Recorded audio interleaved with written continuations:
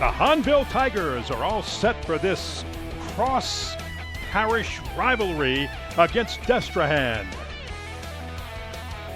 And here come the Wildcats of Destrehan. Both teams fired up, ready to go. And if you don't have a ticket for this one, you are not getting in because of crowd control and LSHAA rules and regulations. No one allowed to crowd the track anymore. Let's go downstairs to the third member of our broadcast team, field reporter Les East.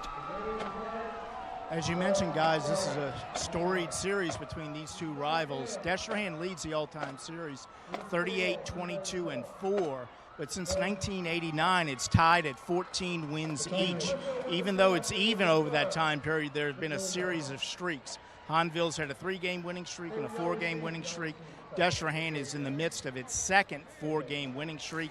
If it wins tonight, that would be the first 5-game winning streak since Destrehan did it between 81 and 85. Of course, Hahnville wants to stop that, which would be especially important for the seniors who have their last chance to win a game in this series. Ken?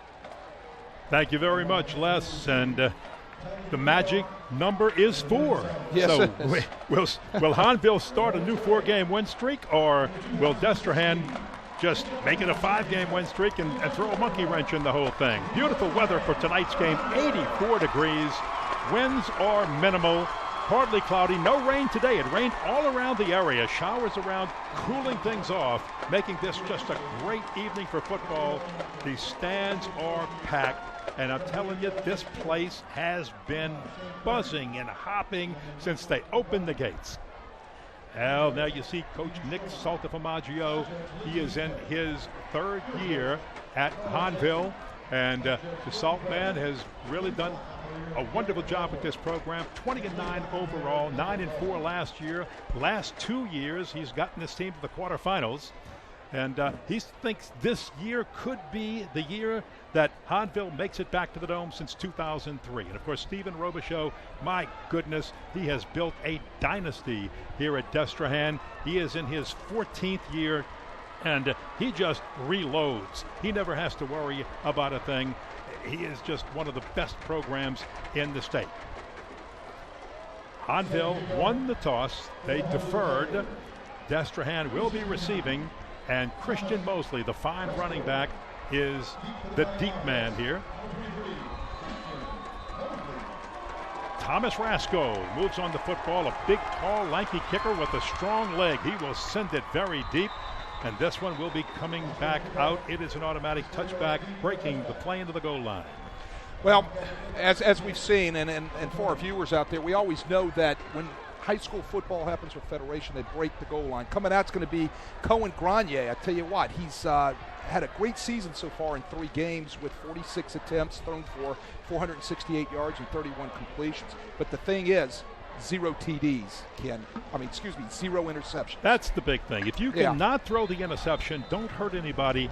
That's so important. He's 5'9", 180, a senior, the little brother of, and you remembered us calling this name, K. Grenier, for a long time here. Baseball pitcher at Southeastern Louisiana University. So he will throw on first down, and he does for another first down. Justin Jefferson with the catch, and he'll move the chains on a big-time gain up to the 44-yard line. A gain of 24 on that pitch and catch to Justin Jefferson, the little brother of former LSU quarterback Jordan Jefferson, who is the quarterback's coach here at Destrehan.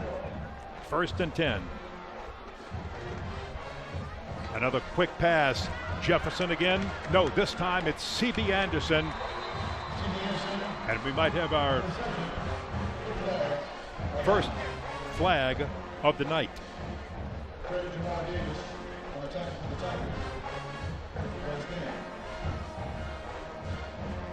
Jefferson gets the ball twice right there. They're getting him into the game. He's the other half of that huge receiving core that Destrehan has. We talked about Mike Young, and we've seen Jefferson touch the ball twice now.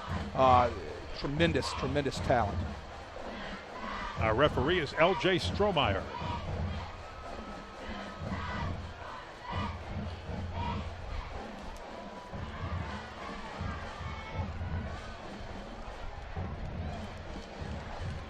Ineligible receiver, downfield. The covered wide receiver went downfield, and a pass was thrown beyond the line of scrimmage. 5-yard penalty, replay first down. Somebody covered up a receiver on the inside and didn't have enough people in the backfield for that. So what happened is they throw the ball downfield, and that puts them in a bind now by backing them up 5 yards for an ineligible receiver downfield. Yeah, look at first down and 15. And just backs it up at the 39-yard line. Grenier, he wants it all right over the middle, and the ball is knocked down on a fine defensive play by Jamar Davis, but here comes another flag. There's Davis, number 23, and he's saying, who, me? I think Jamar Davis got there just a hair bit too soon, and they're going to probably call interference on Jamar Davis. They were in a too high coverage right there. Jamar Davis was on the hash and came off of it and made a pretty good play just a little too soon. Pass interference. Defense, number 23, 15-yard penalty from the line of scrimmage, first down. L.J. Strohmeyer, quite a busy man here. They're trying to run 4 verticals out of a 5-receiver set, just getting there with his right hand. You can see it wrapped around the neck of Christian Mosley right there, getting there a little too early, and they're going to throw the flag on that every time.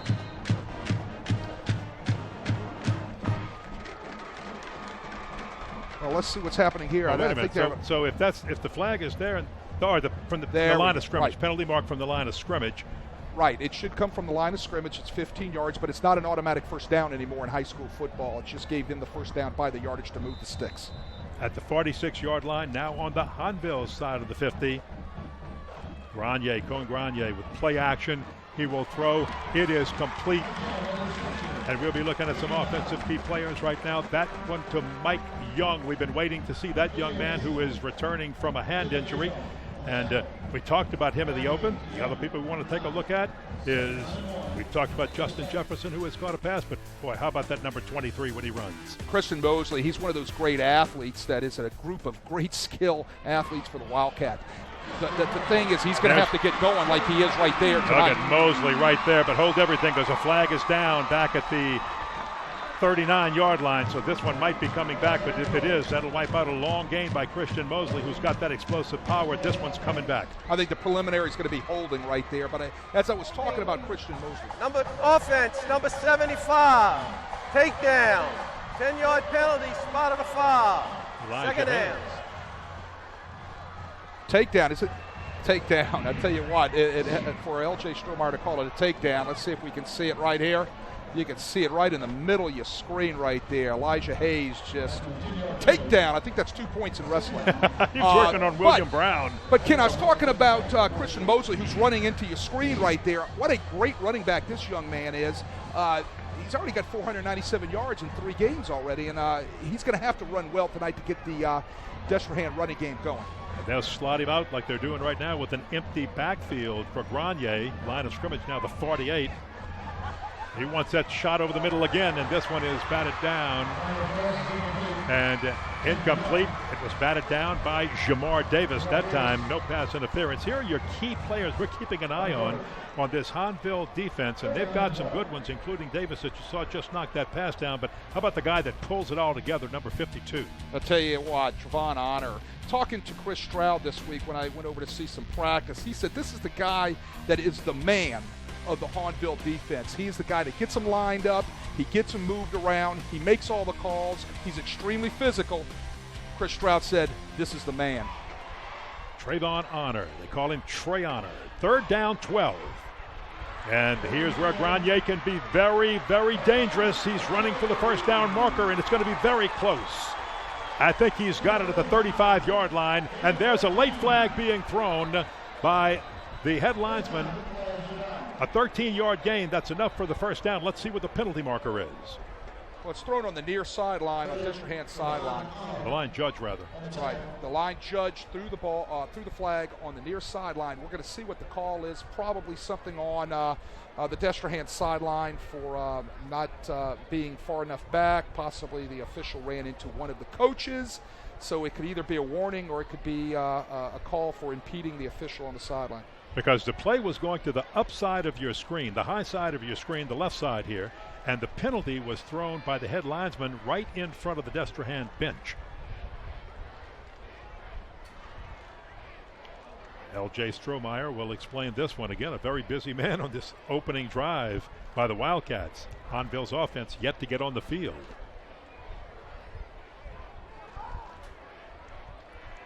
There's Nick Saltifamaggio.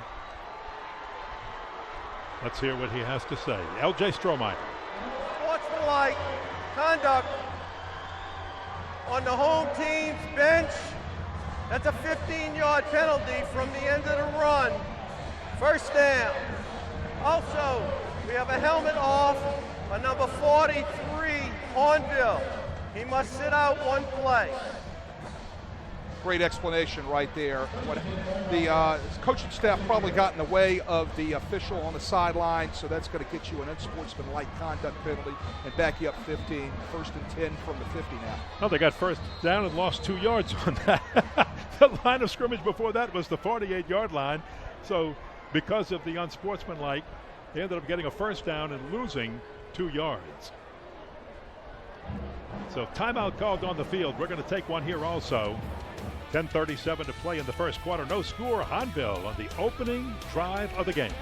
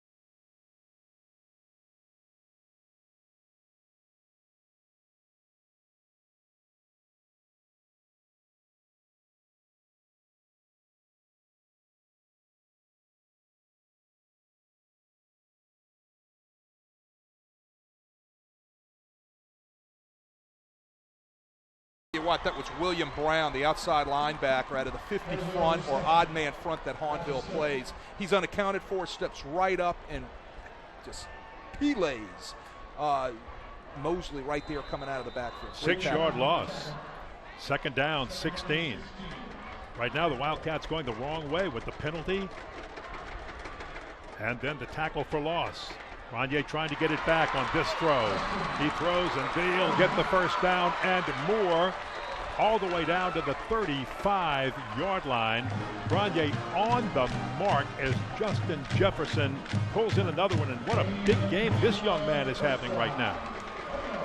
Great curl route right there, but on the mark, actually, what that was great protection by the offensive line of Destrehan. They do a great job keeping that defensive line from Hahnville out, and he hits the curl route. 21-yard gain for the first down. Here's another little pass, and here he goes on the other side again. Justin Jefferson is pushed out of bounds in the red zone, and Justin Jefferson's making it look easy. He's a big play guy, averages 23 yards a catch, and he's made some pretty big catches in this game tonight.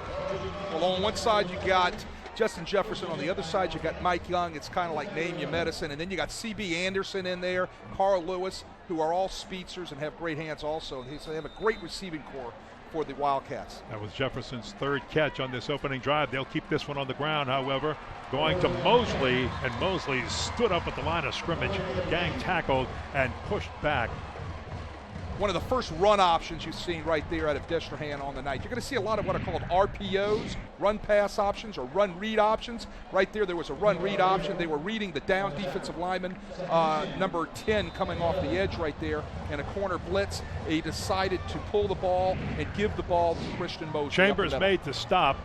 Cawthon is in as a blocking wide receiver. When he does that, they normally throw, and this time they will actually throw to Chancey Cawthon for the touchdown. He's normally a blocker. They go right behind him with the big man Mosley, but this time they throw to Cawthon instead. An 11-yard touchdown on the opening drive for the Destrehan Wildcats. Well, that's an RPO. They read the box, got the numbers right there, run pass option. Grenier got the call from the sidelines as far as the play to call. He read the box. It gave him a pass read. They hit him on a slant. Great route by Chancey Cawthorn right there, getting inside the defender. Point after, booted up and good. And the Wildcats, with Bradley Quinn converting the extra point, takes a 7-0 lead in this one.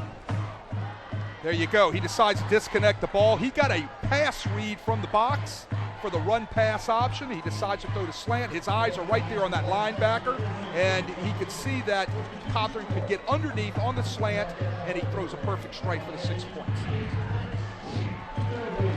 We have seen that play, looking at video quite a bit in the first few games, and usually Cawthorn comes in and just gives him an extra blocker to open up a hole for Christian Mosley. But this time, Stephen Robichaux shuffles the deck a little bit and instead throws a wrinkle in and throws the ball to Cawthorn himself, who scores his first touchdown of this season. 7-0.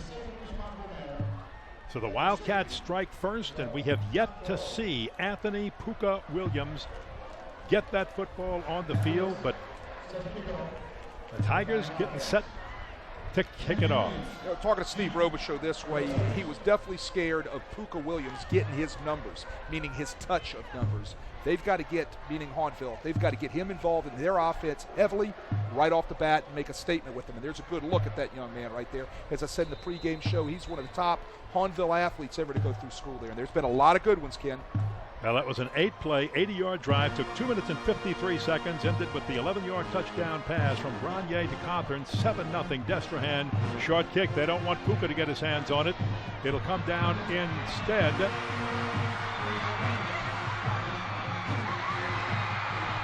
From Michael Gray.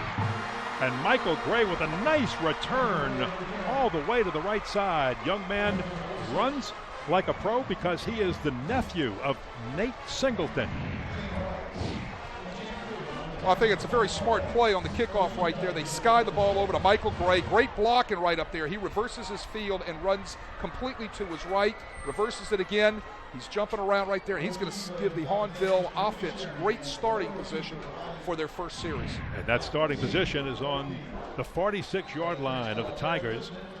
And we look at Austin Perrin, this young man who played as a sophomore half the season when the starter Dave Neal went down to injury. Dave Neal came back last year. Perrin didn't play. He just decided to focus on baseball, and then Salt talked him back onto the field, onto the team. He said, I need you, the team needs you, the community needs you. And Austin Perrin came back and said, I'm going to quarterback this team, coach. I'm your man. And he has not disappointed at all. Well, Anthony Puka Williams on the first carry for 2 yards. Well, he's a fine athlete, speaking of Austin Perrin. As you said, he's a great baseball player, and he's a competitor. That's what he is. He loves to compete, and he loves to play athletics, and this is the right stage for him. Now, Cade Miguez just checked into the game at one of the running back spots. He's a big senior, powerful running back, runs more like a fullback. Let's see how they use him. They'll toss him out of the backfield too, but remember, the idea is to get the ball in Anthony Williams' hands, and they do again, and Williams once again is stuffed at the line of scrimmage for just a 1-yard gain this time. Take a look at some of these Hahnville offense players that we are keeping a close eye on as the key players for this. And of course, we know Puka Williams is one, but the guy who backs him up is pretty good. He's wearing number 2.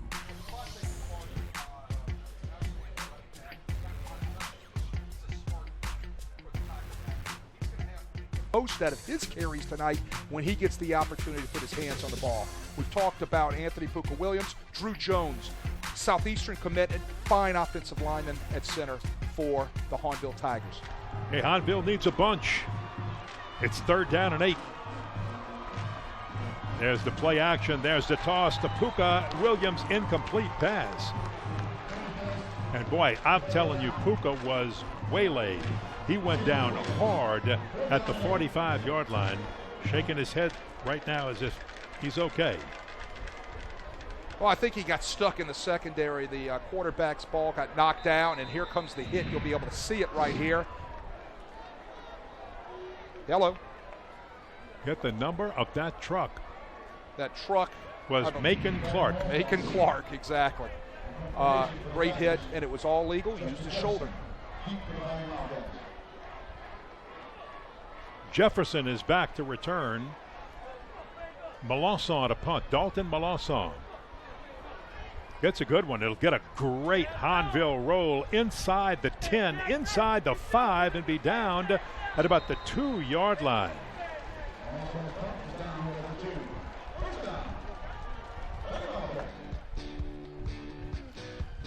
Fall is the best time to stop by PJ's Coffee in Destrehan.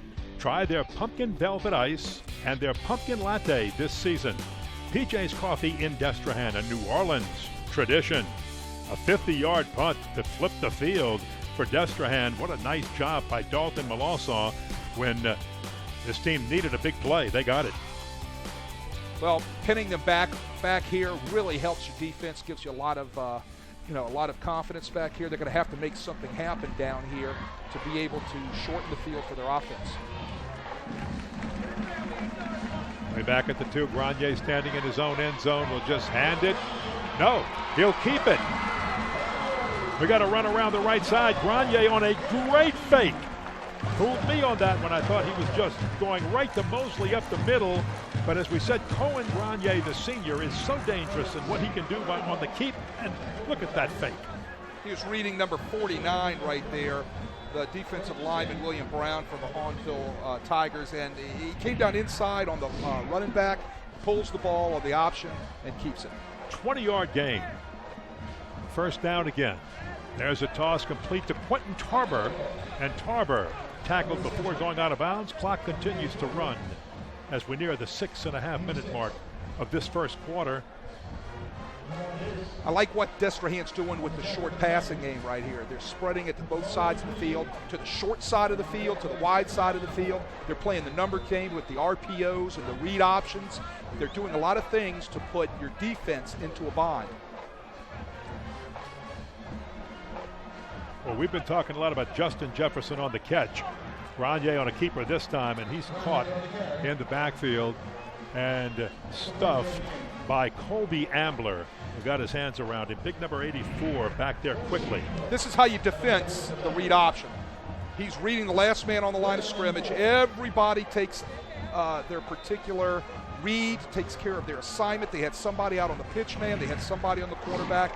That's the way you defense it. You have nowhere to go. Assignment football, right, Coach? That is correct when they were running some sort of option. Especially when it's triple or double option. And that was triple right there. Timeout called by Hahnville. So they do it at the 5.5-minute mark. They may use this as the hydration break in the first quarter, so we will take it here. Exciting first half so far. Destrehan by a touchdown.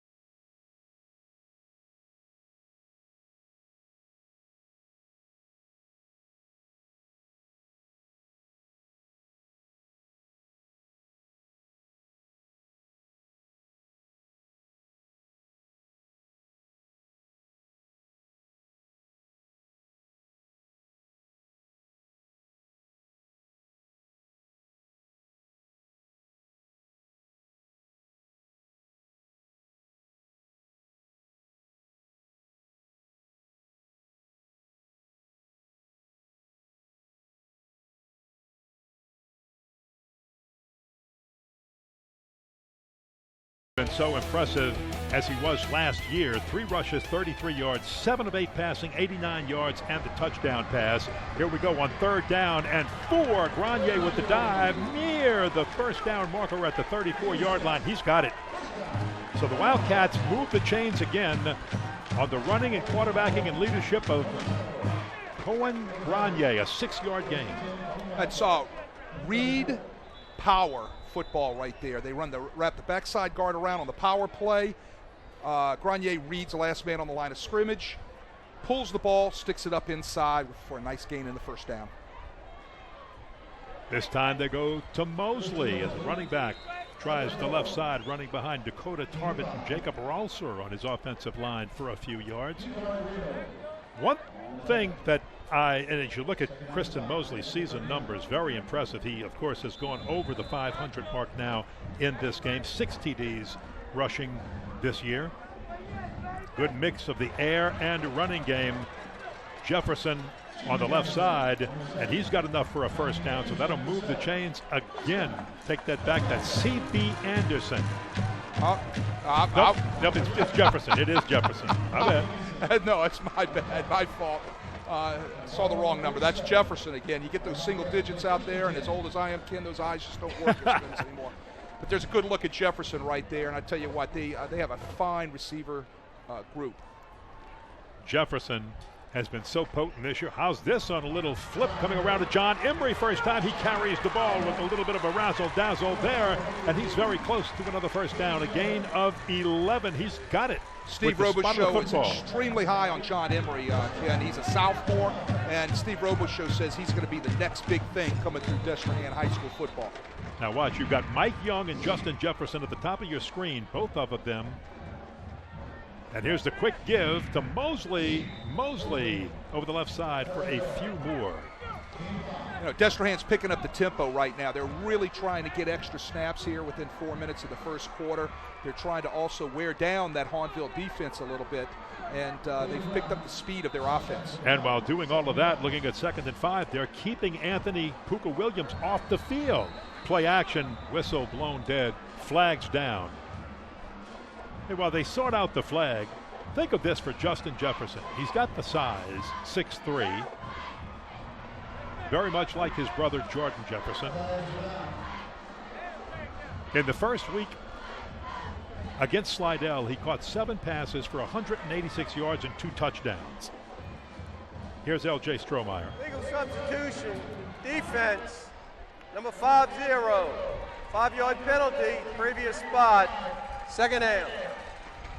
In high school football, you're going to have to come in past the hash mark in order to be considered on the field of play for the next play. What happened is he did not. He just ran on the field and tried to play. You could see him running off the field, and they didn't have somebody coming on, so that was the other side of the coin. You've got to be completely off the field, and you get illegal participation.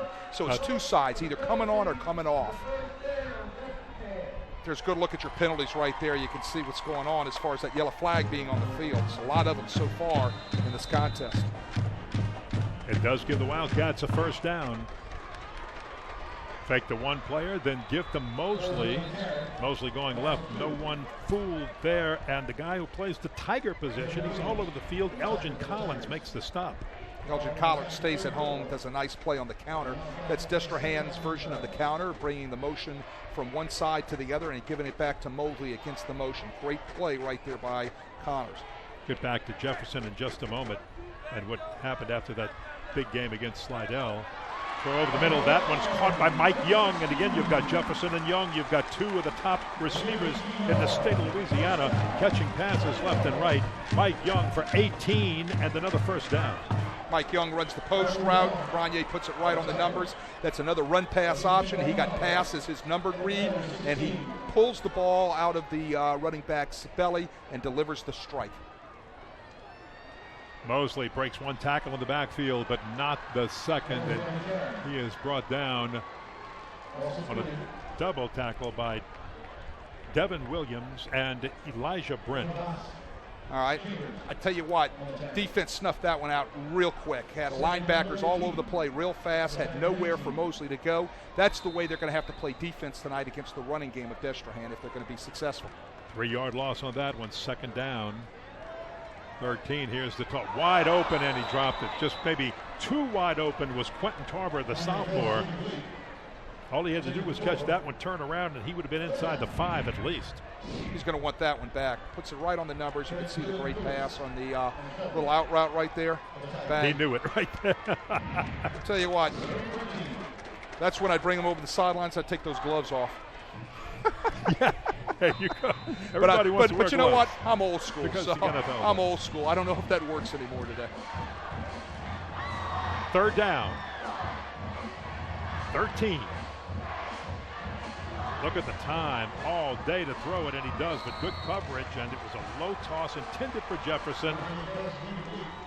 Rolled incomplete. I think the up-tempo offense here, Ken, is something that is winding those down defensive linemen from Hahnville. I haven't seen a substitution yet with those 4 to 5 guys that they're playing down. They've been switching back and forth between a 4-man defensive line, 5-man defensive line, but those 3 big guys in the center, they're a little winded right there. They're walking around with their hands on their hips. Yeah, you can tell Travas Chambers he was bent over just trying to catch his breath. Here's 4th down and 13. No field goal. They're going to go for it. They can make a first down.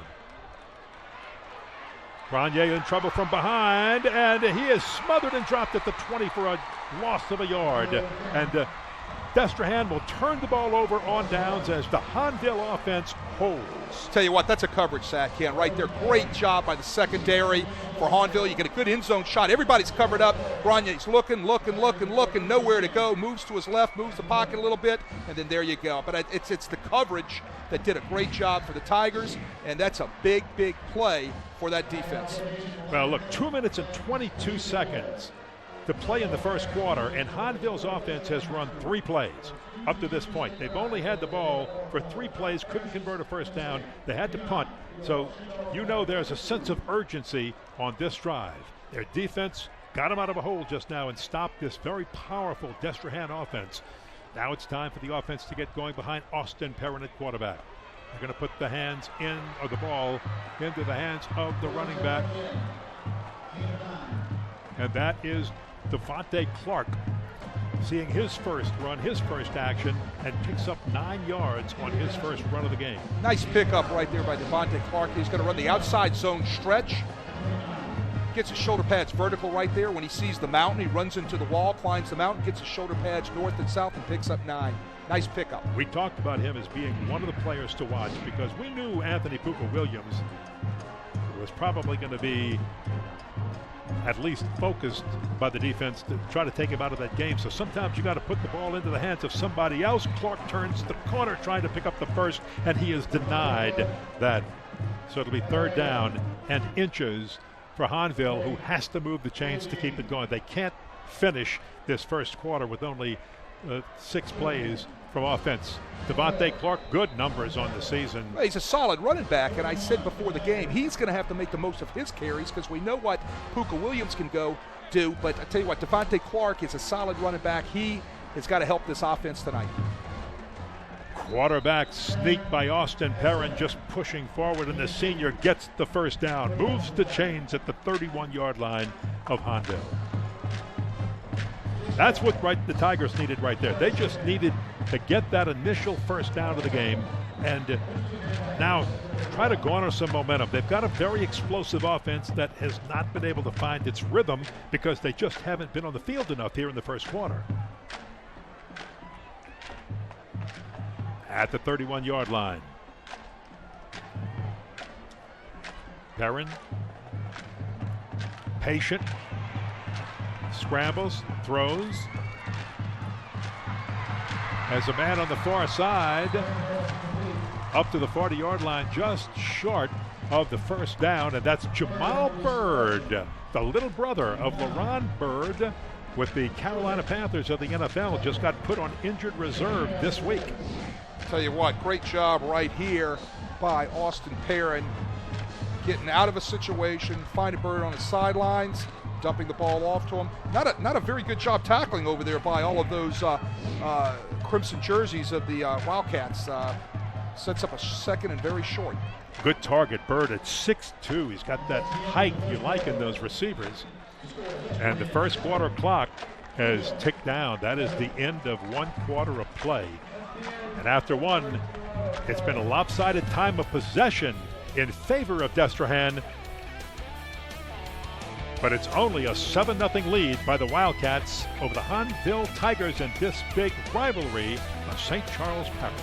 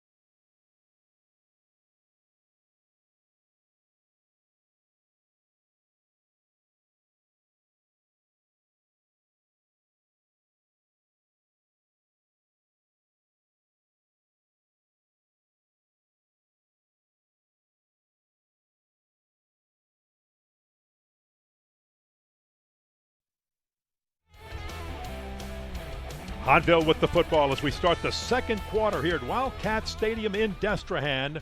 1 yard to get for the first down, and Devontae Clark has got it and more to boot. He's all the way up to the 46-yard line. Got his gain, moved the chains. A 6-yard gain. By the way, let's take a look at our keys to victory presented all season by Tachi Insurance in LaPlace. Insurance is not for what will happen, but for what could happen. Yeah, Hahnville's got to stay on schedule with what they're doing. They got to slow down. They got to slow down the running back for Destrehan, and then they're going to have to do a good job. Destrehan's going to have to do a job keeping the ball away from them, and they're going to have to be able to match up with them athletically. They wanted to keep the ball away from Puka, and they're doing a good toss to Waylon LeBlanc. LeBlanc with the catch for another first down, and Hahnville is starting to find its stride all the way up to after a gain of 12, they're going to mark that ball at the 42-yard line. Nice ball right there out to Waylon LeBlanc right there. I tell you what, ball's right on the money. Great throw by Austin Perrin. LeBlanc Sr., first catch in this ball game, and again, you've got to be impressed with Austin Perrin, coached by the offensive coordinator and the quarterback's coach, Lester Ricards. You got a former LSU quarterback on the Destrehan sideline in Jordan Jefferson, and a former Tulane quarterback on the sidelines at Hahnville, and that's Lester Ricard. Here's the long pass, overthrows the intended receiver, but he did have a receiver streaking long down the left sideline, so I'm not sure which one Perrin was going to. Jaquan Jackson. Tell you what, Jaquan Jackson's wide open 20 yards down the sideline. Yeah. Poor read right there by Austin Perrin. Should have lofted that one up. That would have been 6 for the Tigers right there. I'm not sure if he saw Waylon LeBlanc streaking down the sideline. I think he was trying to get the ball to Jaquan, but Jaquan was in traffic, and somehow Waylon LeBlanc was just wide open. Second down 10 for Hahnville. Opening moments of the second quarter. Austin Perrin engineering this drive for the Hahnville Tigers. Give to Devontae Clark. He'll try the left side. He'll get some before he runs into that wall of crimson. Getting up from the bottom of the pile is Jonathan Duhon. He had some help, including Aaron Buckwalter. Well, this Destrehan defense is outstanding. They've only given up 12.3 points in the last 3 games, but they only have 2 starters returning from last year. So, that's a credit to Marcus Scott, the new defensive coordinator at Destrehan, for taking a group of young guys, 2 returning starters, and getting these guys to play good football in the past 3 games. That guy right there, Stephen Robichaud, said last week in the win over Everett, it was a wow moment for the defense, holding Everett to 7 points, even though they had a Jamal Houston go down for Everett with an ACL and left the game. When you hold that offense, that powerful offense, to 13 points, that is a great defensive effort. Michael Gray with the catch, but they say it's incomplete because he was out of bounds. Let's see if we can see his feet right here. There's the pass, and I can't tell if his foot was down. Well, he might have. Right, he might have. The first foot was out of bounds.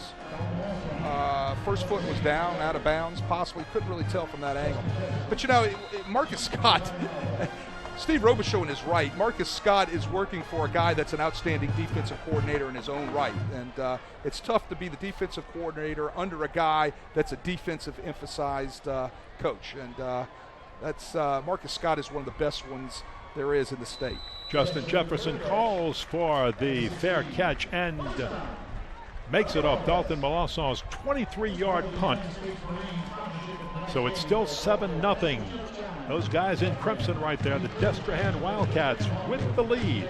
I need to correct this crimson call, Ken. It's Garnet. Garnet. Or I won't be able to live that one down.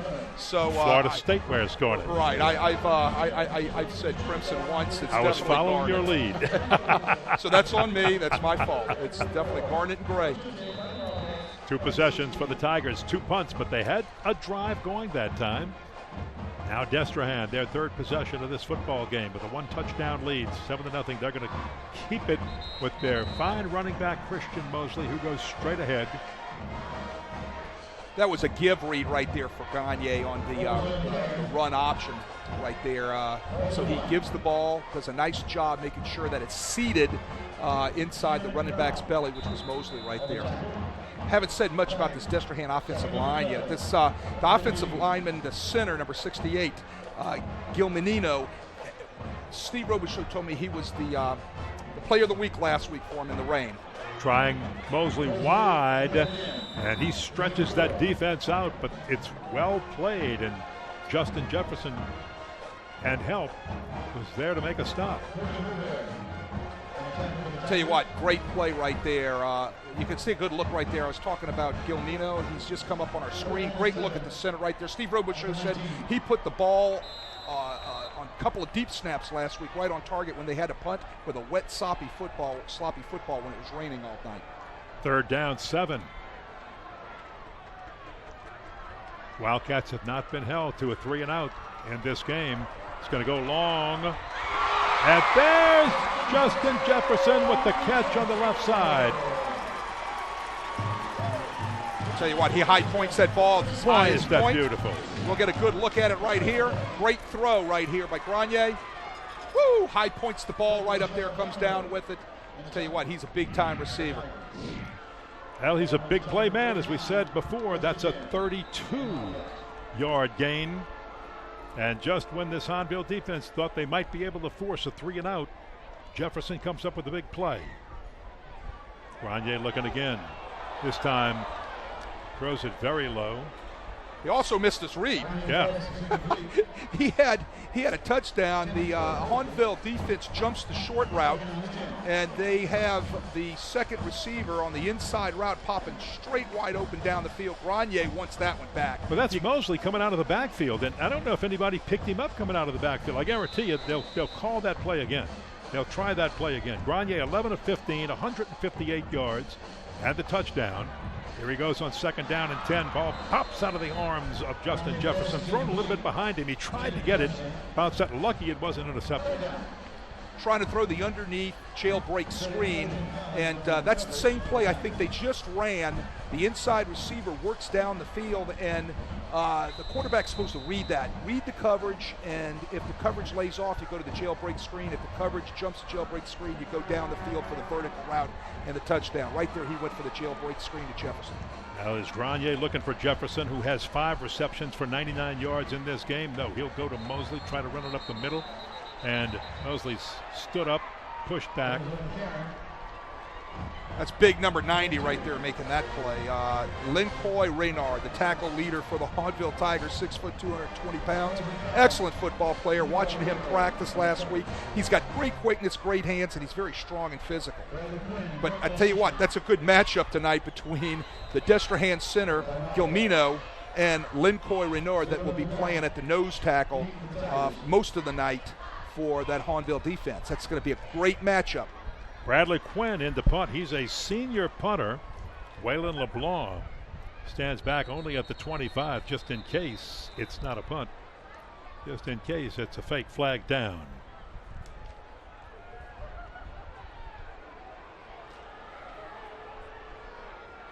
There's no penalty on the play.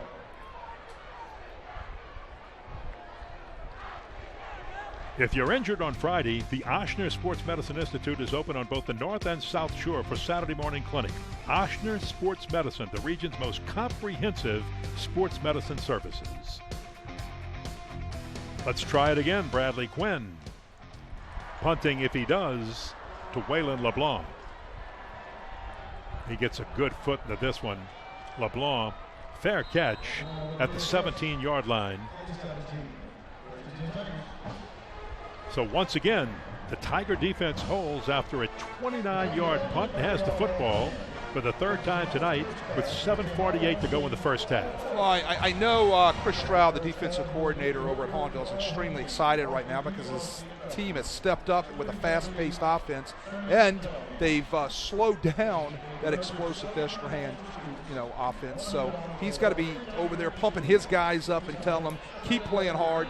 Biggest thing we got to do is continue to make sure that we tackle well. Devontae Clark still at the running back slot, not Anthony Puka Williams, and flag is down. Now remember, Anthony Williams was hit very hard earlier in the game, and he hasn't been in there a lot since. Wondering if maybe he was shaken up. Looks like preliminary call is going to be holding, but that possibly could be akin. We haven't seen him since that hard shot he took over the middle back in the middle of the first quarter. Holding Holding offense, number 61, 10-yard penalty, spotted a foul. Replay first down.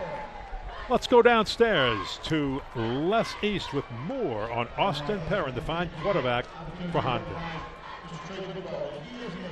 Mentioned earlier that Austin Perrin is a two-sport player. In fact, he did not play football last year as a junior to focus on baseball. He is a very good pitcher on this baseball team. In fact, as you can see, and in fact, if this were baseball season, this would probably be opening night for him because weather has not cooperated with Hahnville until tonight. Their jamboree in their first 3 games were impacted by mud and rain, and of course baseball would not have been played, but he's been able to play football. But getting back to baseball, his career record's 14-7. He's got a 1.55 ERA, and he bats in the middle of the batting order. He has already signed a scholarship with the University of Louisiana at Lafayette. And as Destrehan coach Steve Robichaux said in talking about the opposing quarterback, you don't get a baseball scholarship to ULL unless you're a really good baseball player. And he is. Back to you, Ken. You bet, Les. Hey, he can throw it. He says he can throw all the pitches and likes to model his career after Randy Johnson, the big unit. Yankees, his favorite team. He could play a dream come true. That would be it. Devontae Clark after the incomplete pass to McGee's. Devontae running around the left side, and he's going to be way short of the first down. So it's third and real long now. Being very conservative down here with their backs to the end zone. Hahnville doesn't want to give up something cheap down here with some sort of turnover. They got behind the 8 ball when they had the holding penalty on first down. Yeah, that really hurt them. Yeah, that made it first and forever. Problem, if you got a punt, even with a good punt here, you flip the field, you're giving Destrehan great field position. Good look right there at Nick Salter from Maggio, not wearing a Hahnville cap tonight. If you notice, he's wearing a New York Rangers cap. We'll have a little bit more on that, I think, later on. Les has been investigating that downstairs. And look at the lefty throw. This one picked off. Champ Craven with the interception. The senior strong safety, but a flag is down, so hold everything. A flag down at the 13-yard line, near side.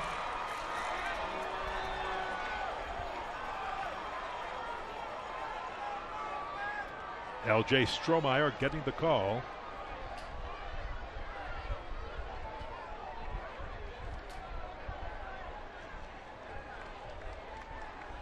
Trying to sort things out right there, make sure he makes the right call and gives us the right delivery. Hahnville's defense is on the field. Offense, after the interception, 15-yard penalty, added on to the end of the run. First down. Ouch, that hurts. That's the interception plus 15. And that's going to be a big All right, one. with that, we'll take a break. 6:33 to play, first half. Wildcats leading by a touchdown and now threatening again in this big rivalry game.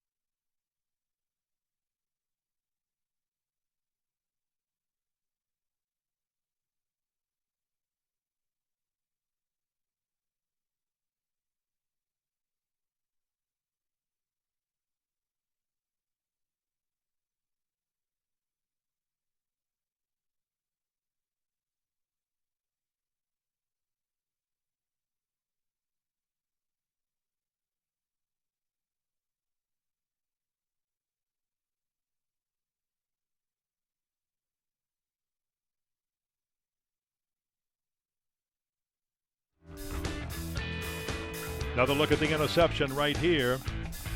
This by Champ Craven. Champ Craven plays it perfectly. Stays across the top of the deepest receiver. Not a good throw out there by Austin Perrin. Should have just threw the ball in the ground if nobody was open. At the 24-yard line, Granier's pass deflected at the line of scrimmage. It'll go incomplete. Tipped at the line of scrimmage. Hahnville hurt themselves with the 15-yard holding penalty, like you said, and then you throw the interception. They would get the ball. Destrehan would have been about the 40-yard line, but then again, you throw that 15-yard penalty in there, and now you're down to the 24-yard line, so the defense really has to dig in. Well, the yellow flag's a killer, Ken. You just can't have those type of personal fouls and holding penalties when you're back up against your own end zone. Grenier on the toss. This one low, intended for Justin Jefferson again, but he had no chance to get that one. Not a very good thrown ball. Yeah, I was about to say, just looked off his rhythm there. Good look at Justin Jefferson. As you said, he had that great game against Slidell, 186 yards, 2 touchdowns. Then in the next 2 games, people focused on him, trying to take him out, and he only was able to get equal the Slidell numbers, about 186 over the next 2 games. But tonight, he is bust out, having just a fabulous game for this Destrehan Wildcat offense. He's the leading receiver in this game. 3rd down 10. Play action. Nope, he's going to go into the end zone. Touchdown, Justin Jefferson. Made it look easy. The big 6'3", 180-pound senior, and as we said, brother of Jordan Jefferson, the quarterback's coach, who has helped Cone Grenier develop and mature as a quarterback, grabs a 24-yard pass for a 2-touchdown lead. Tell you what, everybody bought the play fake on that one. Everybody's standing right there for the run. It looked like an inside ISO fake. Grenier pulls the ball, has Jefferson wide open for the 6 points in the end zone. Bradley Quinn to attempt the point after to make it a 14-0 ball game, and he drills it. So it's 6:20 to play here in the first half. Another look at this touchdown, and what set it up? The play action. And then there's the pass, and there's the catch. You can see the corner for Hahnville right there, sucked up on the play action. That was number 14, Dylan Lewis, standing at the line of scrimmage as Jordan Jefferson runs right past him. Grenier, 12 of 19, 182 yards, 2 touchdowns. Jefferson, 6 receptions, 123 yards. Wow, he's doing it all.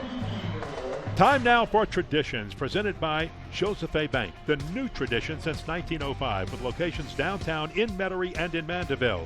The Hahnville-Destrehan game is one of 2 matchups in Southeast Louisiana selected to be part of the national Great American Rivalry Series, which shines the spotlight on top high school football rivalries across the nation.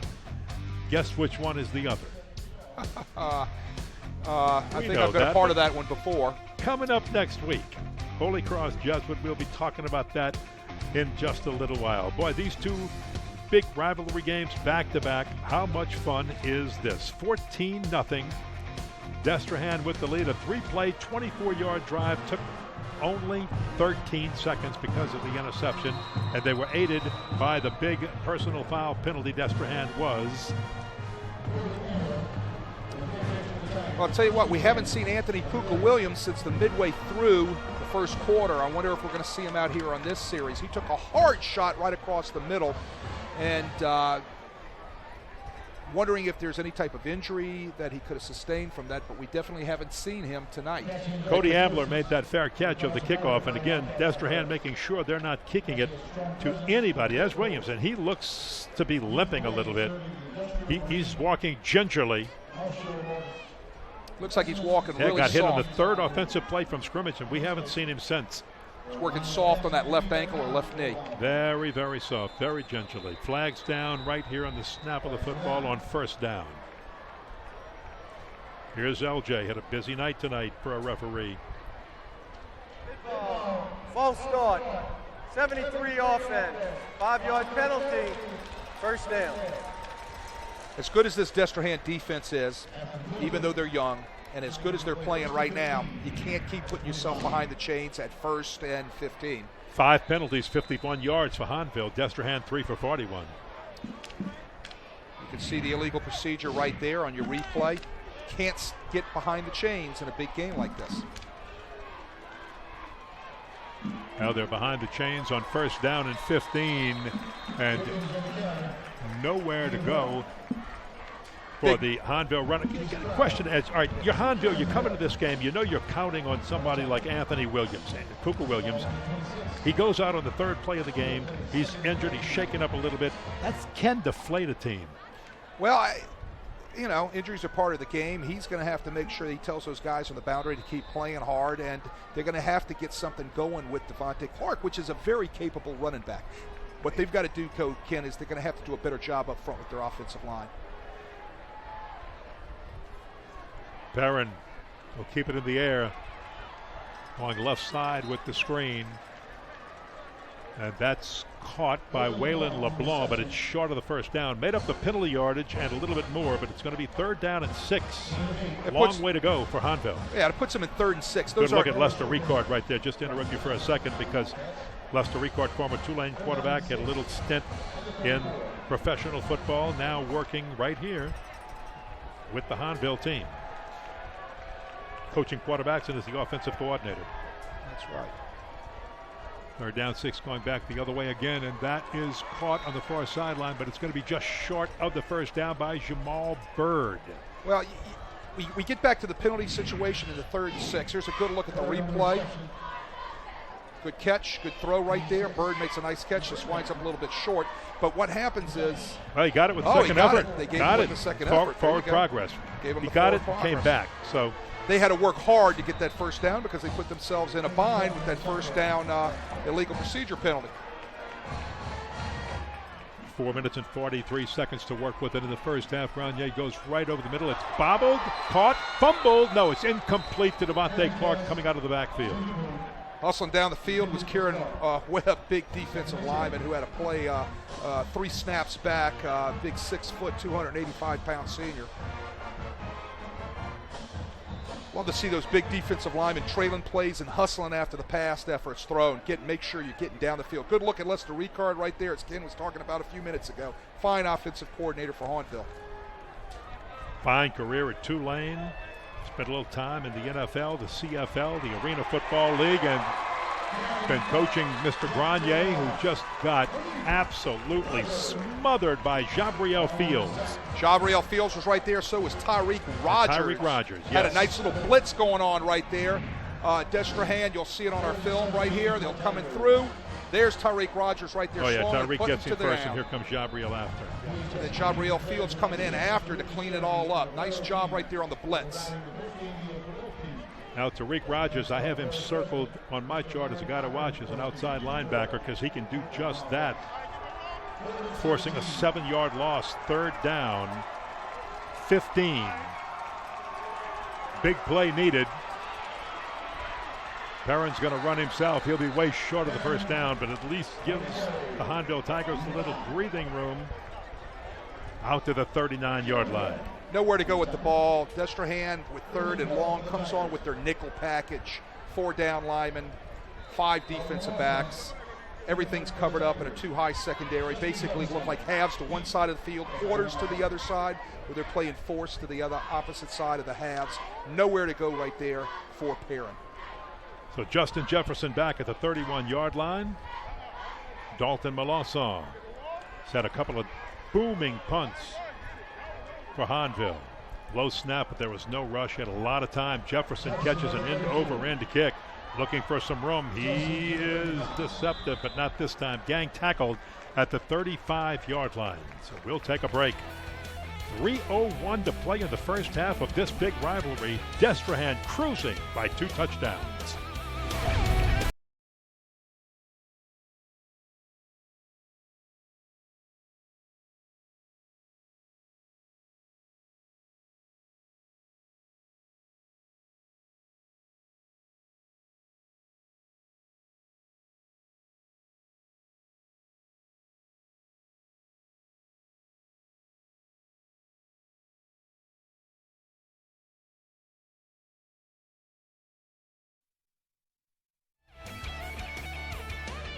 .301 to play before halftime. Destrehan football. They have the lead, would like to try to pad it.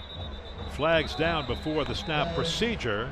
Illegal procedure, Wildcats of Destrehan. False start. Offense, number 75.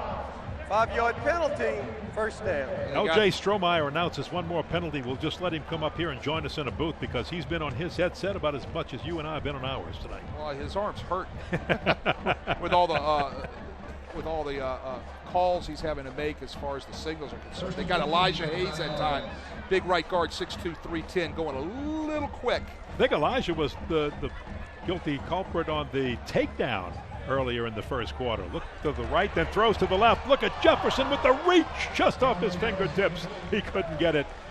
I am so impressed with Justin Jefferson. Not only is he a big play man, but he's got that long 6'3" frame and a great stretch, and he just finds the football. Well, I'll tell you what I like, kid. Greg Boyne is doing a great job mixing things up. He's the fine offensive coordinator at Destrehan.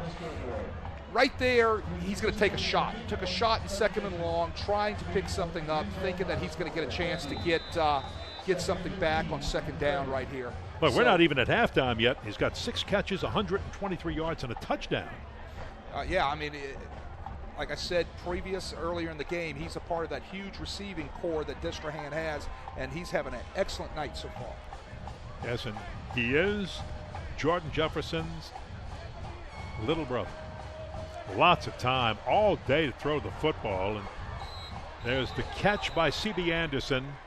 Gets up, but he was down before he got up and tried to run again. Up at the 36-yard line. Got the penalty yardage back and one more to boot. 3rd down, 9. Good look at it right here. They're going to run a nice curl route. Grenier puts it on the money to C.B. Anderson. Great catch. Holds onto the ball after a nice stick. Picks up a little extra yardage. You know, Jordan Jefferson is here to watch his little brother play and help coach the quarterbacks, but he is so proud, talking before this game tonight, of the development of Cohen Grenier and how far he has come. He said that he just gets excited for this young man to watch his growth and just trying to get him to think like a quarterback and move like a quarterback, and he's done so well. There's finding Jefferson again. Justin Jefferson with the first down catch on the Hahnville side of the 50 down to the 44-yard line, a 20-yard gain. Executing the scramble drill right there. Good football teams practice. They flag. Had a flag on the play.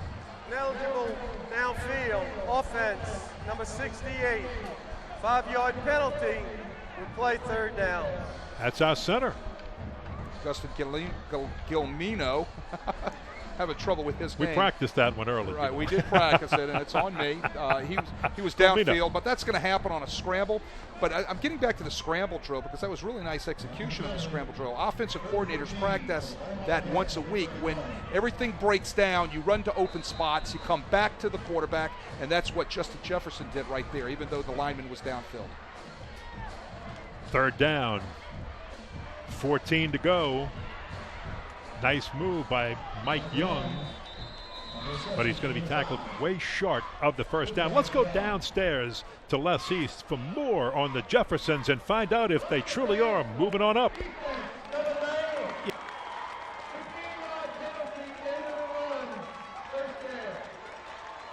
If it seems familiar to have a player named Jefferson wearing number 8 for Destrehan, there's a good reason for that. Jordan Jefferson, who you've been talking about, wore number 8 when he was the quarterback here and helped lead the Wildcats to the 2007 state championship. And his brother Ricky Jefferson, who followed Jordan, also wore number 8. Jordan, of course, wore number 9 at LSU. Ricky changed to number 9 this season at LSU. Justin, of course, is still making up his mind about where to go to college. The Tigers have talked to him, as have Oklahoma State, Memphis, and others. Ken? Well, the big penalty yardage. Here's a toss and an interception by Dylan Lewis. Lewis, with a step to the outside, has a little bit more room to run and slips down at the 46-yard line of the Destrehan Wildcats. Dylan Lewis with a big pick with a minute or near a minute and a half to go in the first half. And not only that, Grenier is on the field. He tried to make the tackle, and I believe that's the quarterback that is down and maybe injured, shaken up. Big change of events right there. This puts a little light in the light bulb for Hahnville going in with a minute 27 seconds left to half. Let's just hope Cohen Grenier can get up from that hit. Let's see if we can see it on our replay. Remember, Dylan Lewis, who makes this, well, I said Dylan Lewis, pardon me, that's Elgin Collins. Elgin Collins with the pick. the Tiger linebacker. Looks like Grenier tries to get over there to make the tackle, slips, and they're looking at his ankle or his knee. Could have turned it in the turf. They're working on his left leg. But yeah, it looked like the ball slipped out of his hands, Ken, as he was delivering that ball. And right there on the spot, like you said, for Hahnville, was number 44, Elgin Collins. Now this is turf, but when you look out, Grenier's up, and they're going to take him back to the locker room now with 1:27 to play in the first half. No reason to leave him out here. Just check him out, make sure he's okay. But you can tell there's a little slickness to this turf, and it's a turf in great condition because both Grenier and Collins slipped on that play, trying to make a cut on the far side. Well, sometimes the turf's going to give under your feet right there. Oh, look at that crowd. What a great look at the Hahnville crowd right there. But that turf out there, depending on your cleats and the traction that you have, digging in the rubber that's underneath the blades that are artificial, will sometimes give on you, and you're going to get a little turn of a knee or a little twist of an ankle. Well, if he can't come back, we might see J.R. Blood, the backup. He's a big 6'2", 150-pound sophomore quarterback. We'll have to wait and see. Here's Perrin with a pass on first down. And this one's going to Michael Gray. I'll check that again. That's Cade Miguez. That was Cade Miguez right there, running the little bubble out of the backfield.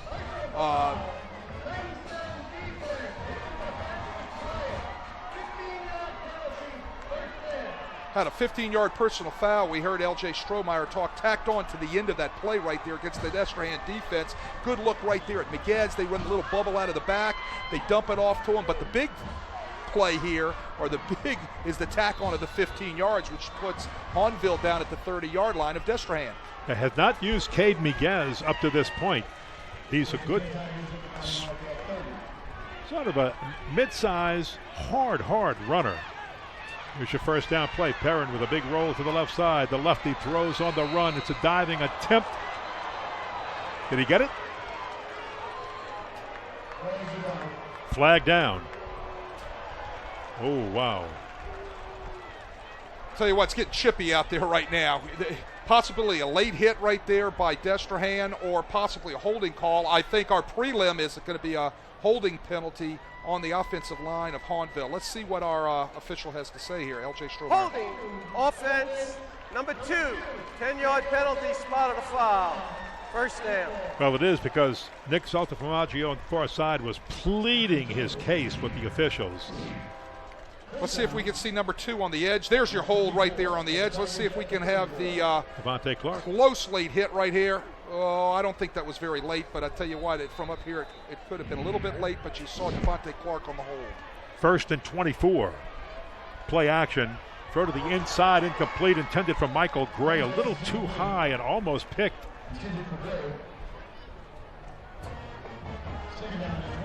So that incomplete right. I think takes us under a minute also. We're down to 53 seconds to play in the half. I think Austin Perrin wants that one back. He knew he had a shot right there to put that one right on the money, and you can see him pointing to himself right there. That's on me, guys, and it's going to be second and real long, as I say sometimes, second in a decade. They're going to have to get half of it back right here to have a shot on 3rd down to get the sticks. Hahnville would like to get some points because they did win the toss and defer, so they will get the football to start the second half. As the toss, left side.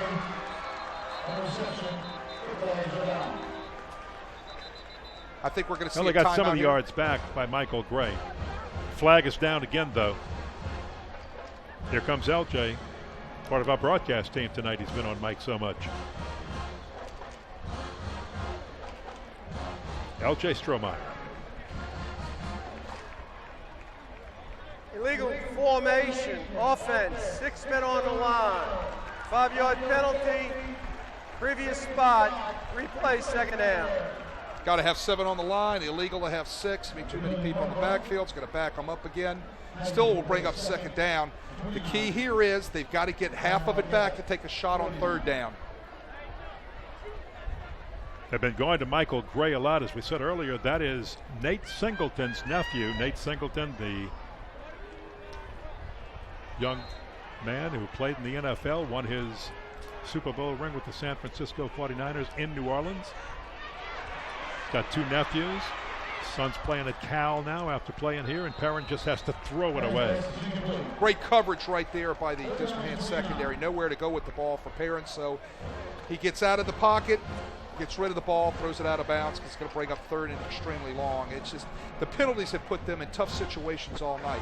We saw it in the first quarter. We've seen it 2 or 3 times here in the second quarter.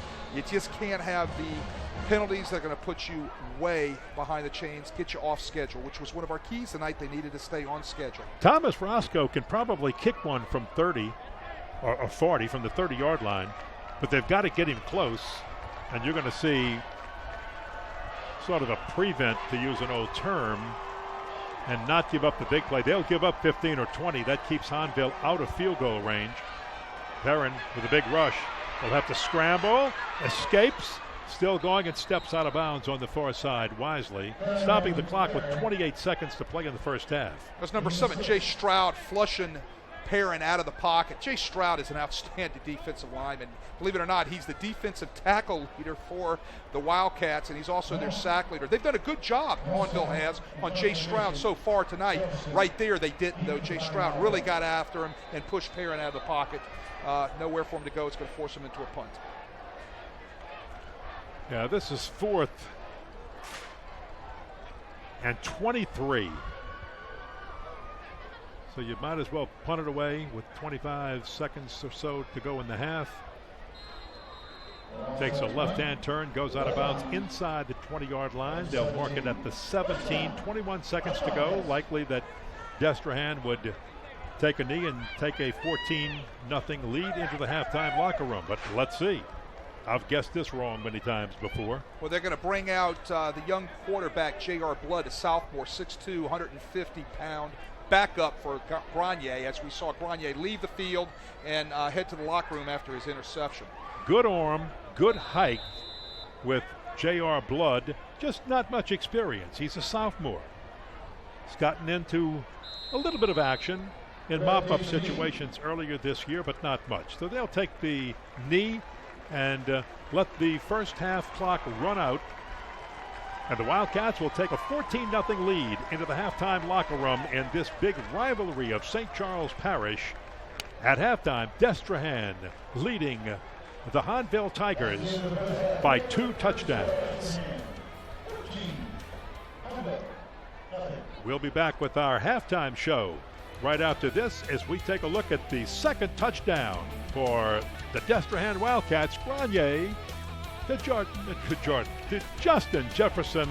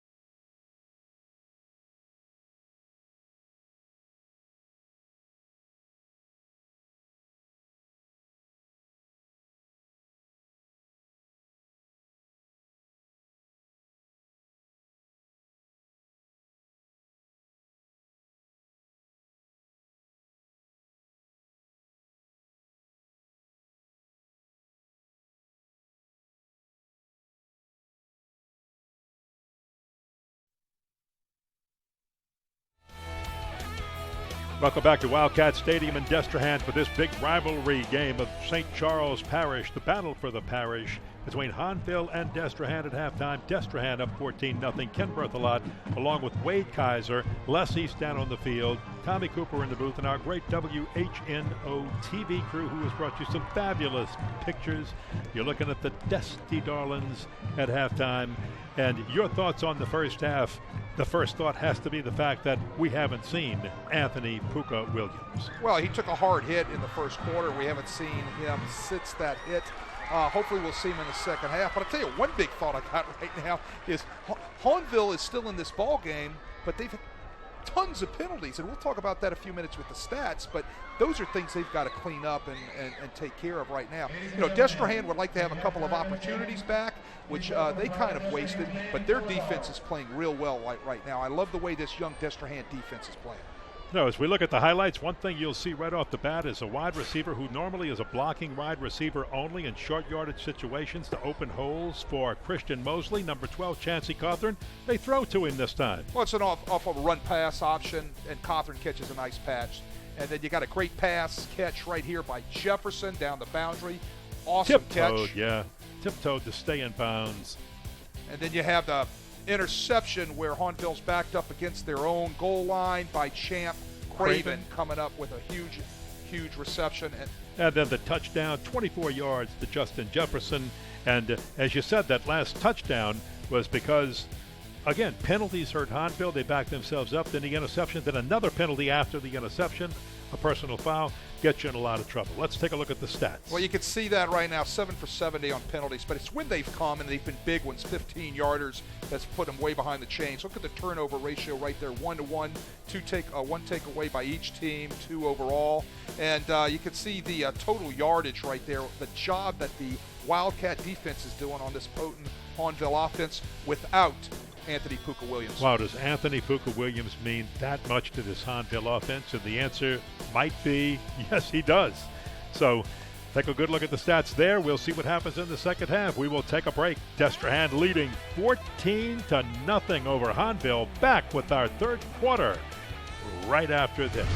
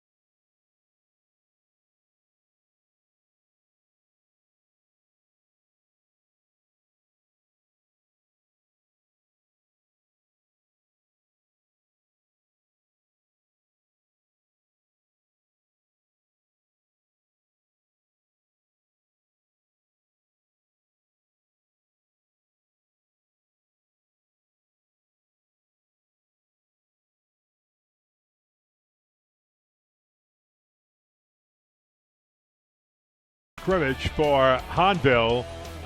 Anthony Puka Williams got hit real hard, and then late in the first half, there's an interception by the Tiger, and Cone Grenier slipped. He was injured, tried to make the tackle. Two of the best players on the field, one for each side, injured in the first half. Let's go downstairs to Les East for an injury report on both players. The news is not good for Cohen Grenier, the Destrehan quarterback who was hurt at the end of the second quarter. He has a knee injury, will not play again tonight. He'll be evaluated further tomorrow. J.R. Blood is warming up here on the sideline. He took the last snap of the first half. Looks like he'll go in to start the second half. We'll find out about Puka Williams right off the bat because Hahnville gets the ball first. He was injured. He had a foot injury early in the first half. They're not optimistic that he's going to be able to do a lot, but he is going to test it out here at the start of the third quarter. We'll see how he's doing. Ken? Thanks, Les. Ken Berthelot, Wade Kaiser. You just heard from Les East on the field, our entire WHNO television crew, and Coach Nick Saltaformaggio wondering whether or not Anthony Puka Williams will be able to be at his best or close to it as we start the second half. Hahnville had deferred to open the game, so they will get the ball trailing by 2 touchdowns, trailing 14-0 to Destrehan in this big St. Charles Parish rivalry and one of the oldest rivalries in the state of Louisiana. Well, Nick Saltaformaggio right now has a lot to contemplate. First he's got to fix his penalties. Second, he might not have the guy he needs to get the ball into the hands to the majority of the night tonight. He's had a lot on his mind, and that comes with the territory of being a head high school football coach or a head football coach anywhere. So we'll see how things pan out, but that's why you play the game, Ken. That brings the excitement to this rivalry and adds a little spice to this football game. Matt Lewis to kick it off. And this one coming down to Gray. Michael Gray goes one way, comes back the other way, and finally gets it to the 35-yard line. Pretty good field position. Let's hear what both coaches had to say coming out of the halftime locker rooms with Les East. Destrehan coach Steve Robichaux understandably was very happy with his defense, especially that stop in their own territory right before halftime. Offense, he said they left some yards on the field. Penalties were a problem. He's trying to get that cleaned up. As for Hahnville coach Nick Saltaformaggio, it's very simple. Block better. They can't run because they're not blocking, and they're not able to build on a running game, so they have to block better if they're going to be better in the second half. Back to you, Ken. All right, thanks, Les. Appreciate that. And Devontae Clark makes the first run, so we thought we might see a little bit of Anthony Puka Williams, but it is Devontae Clark that starts at running back. High snap. Perrin pulls it down, hands it right back to Clark, trying to pick up the first down up to the 45-yard line. It's going to be very, very close. Depends on the spot of the football here. Well, they're trying to establish the run right here. A little high snap. And you can see Devontae Clark ramming it up inside on the inside zone play right there, bringing it very close and getting the first down. So they are blocking better on 2 plays, as Nick Saltaformaggio had wanted them to do. And I hope he talked to his offense about penalties in the first half and cleaning that up also. Yeah, just 28 rushing yards in the first half is so far below Hahnville's average. And if you're going to win this game or come back in this game, you've got to really find a way to get that going. Jamel Bird, and he makes a big play, the first big explosive play offensively in this football game for the Hahnville Tigers, and it comes on a Austin Perrin to Jamel Bird 23-yard reception deep into Destrehan territory. Terrell Vanette tries to come up with a play right there and does not do a good job tackling. Great throw and catch right there from Perrin out to Bird. Jamel Bird's got a big 6'2 frame. He is the little brother of the NFL's wide receiver LaRon Bird, put on injured reserve with the Carolina Panthers this week. He's going to go to him down low the left sideline. Incomplete, flag is down. Intended for Jamel Bird, again well covered. Jacoby Cage was down there, as was another Wildcat on the coverage. That was Terrell Vanette, was the other Wildcat on the coverage. We're going to see what we have here. Pass interference, defense, number 17, 15-yard penalty, previous spot, first down. That was on Terrell Vanette, who was in the coverage. Take another look at it right here, see if we can see the interference. He's kind of arm barring him with his left hand. You can't do that in high school football. It's kind of impeding his route running, and otherwise known as an arm bar, and that's going to get called every time. Now the Hahnville Tigers have some life. 1st and 10. They're in the red zone. Devontae Clark around the left side into the end zone. Touchdown, Devontae Clark. Outside stretch, does a nice job getting around the outside. They really did a great job blocking on Jay Stroud and the outside linebacker over here, Macon Clark, doing a good job walling off that edge and allowing Devontae Clark to stretch the ball outside and get down the boundary for the 6 points. They blocked that time, kid. Great job blocking up front by that offensive line of Hahnville. 17-yard run by Devontae Clark, trying to make up for what Anthony Puka Williams cannot do with the injury. Roscoe for the extra point. We've got a football game right here, 14-7. The rivalry is breathing some life. 14-7, Wildcats with the lead, but Devontae Clark just cut it with that touchdown.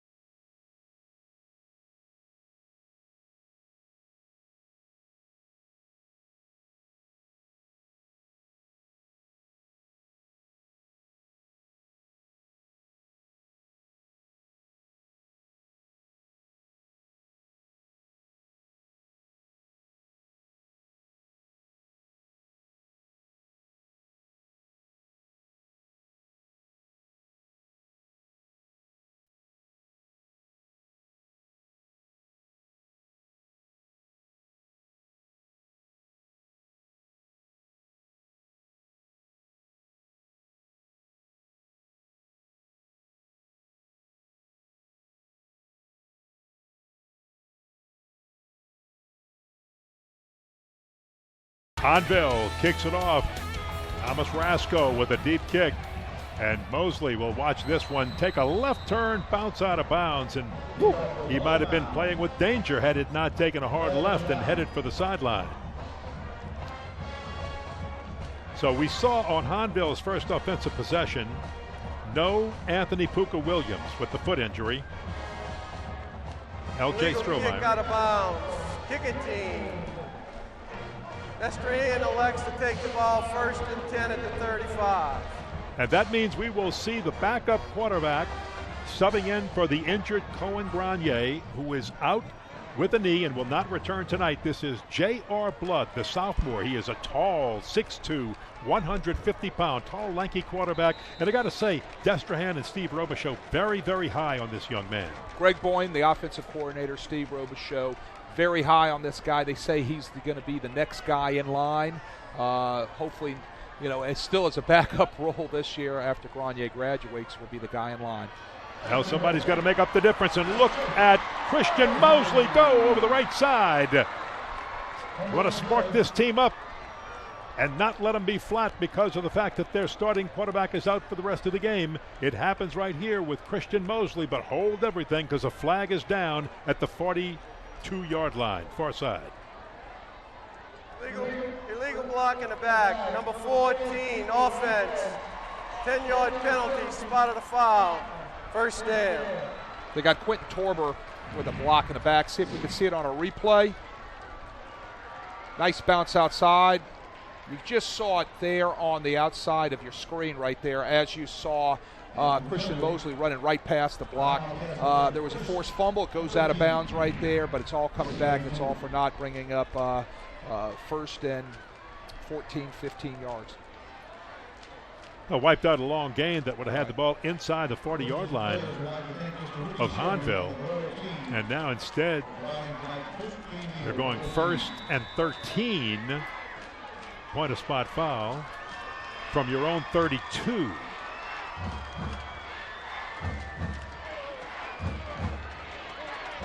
Blood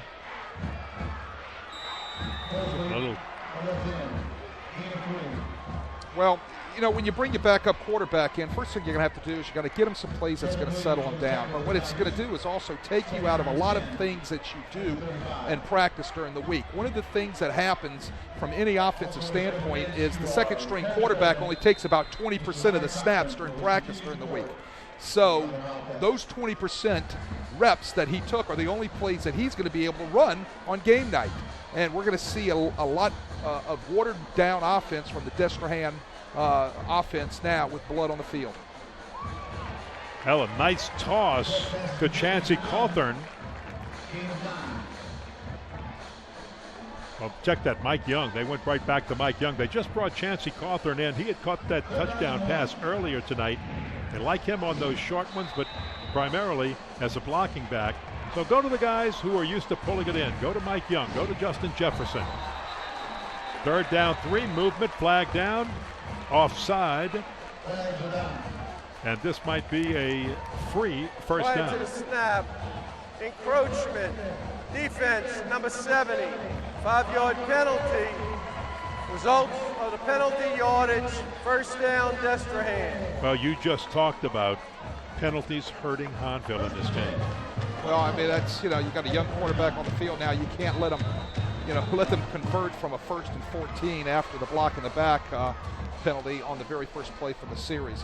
But getting back to blood for a second, that was a very nice throw right there. A nice, easy throw and catch on a hitch route by the number 2 receiver at the top of your screen. It gets him into rhythm, it settles him down, and it gives him some confidence.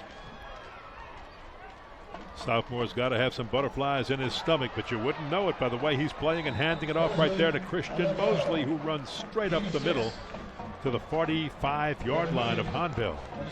2nd down, 4. The question is, will they be able to stay with a lot of their run-pass option offense where he's going to have to read the box, choose the numbers, whether to choose the run or throw the pass, which is the basis and the crux of a lot of the Greg Boyne's offense. That's going to remain to be seen. Notice how Blood comes over to the sideline to get the play, then goes back, sets his offense. Nothing fancy, no speed up game. They just want to make sure he's good. Hands to John Emery, another sophomore. Emery caught at the line of scrimmage. Dropped. Well, they're bringing him over to the sideline because they want to make sure that there's nothing miscued in the signal being given by Greg Boyne or the communication verbally given. And if you notice, they've kind of slowed down their offense. They've gone to like a sugar huddle, and they're breaking it very near the line of scrimmage and then moving up there and running their play. 3rd down, 4. This is a big play for the Hahnville defense if they can get this stop. Here's the toss, and they did get it. He completed it, but I don't think the receiver was past the first down marker, so this one may not get it. Now it's decision time. It'll be 4th down and 1. They throw the hitch out there to the wide receiver. They might give him forward progress. They're going to bring the ball in, and they were going to measure, it looked like, but they plan not to now. So it's going to bring up 4th down and less than 1. Going to go for it, or at least try to draw Hahnville offside. It worked last time. It was 3rd and 1. Blood barking the signal. Emery behind him, and he'll go all for it. Oh, and an incomplete pass just off the fingertips of the intended receiver, Michael Young, and the Hahnville defense holds. I like the call. I like the try. call. I'll tell you what, Greg Boyne had what he wanted out here. He had one-on-one coverage out there against Mike Young, and the young sophomore just puts a little too much air under it, and it's right off his left fingertip. But I tell you what a gutsy call right there by Greg Boyne and the Destrehan offense. I tell you what. Good coverage by Dylan Lewis right there, too. He got a hand on it and sort of made sure that ball couldn't be pulled in. So what a call right there. Great series. The Hahnville defense holds on 4th and short, and they take over the ball at midfield. 2nd time in this game that Destrehan has given it over on downs, but it hasn't hurt them, and they still lead 14-7. However, Hahnville ball, 1st and 10 at their own 42-yard line. Run up the middle. Look at Devontae Clark. Cut to the right side. turns on the afterburners. It's a foot race to the end zone, and he's upended at the 5-yard line, maybe inside the 5, at the 4-yard line. But did Devontae Clark turn on the speed on that run?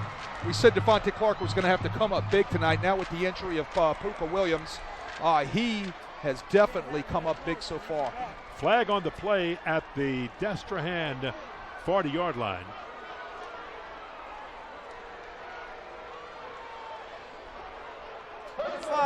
Offense, number 1, helmet contact, 15-yard penalty, first down. Waylon LeBlanc. Number 1. Somehow, you'll look at it on the replay. I don't know if we're going to see Waylon LeBlanc with the helmet contact. He's way at the bottom of the screen if this happens. But there it is, right there. You saw it. Great job right there, cutting back against the grain. I tell you what, saving tackle right there by number 17. We did get to see it. That was number 7 with the good block right there.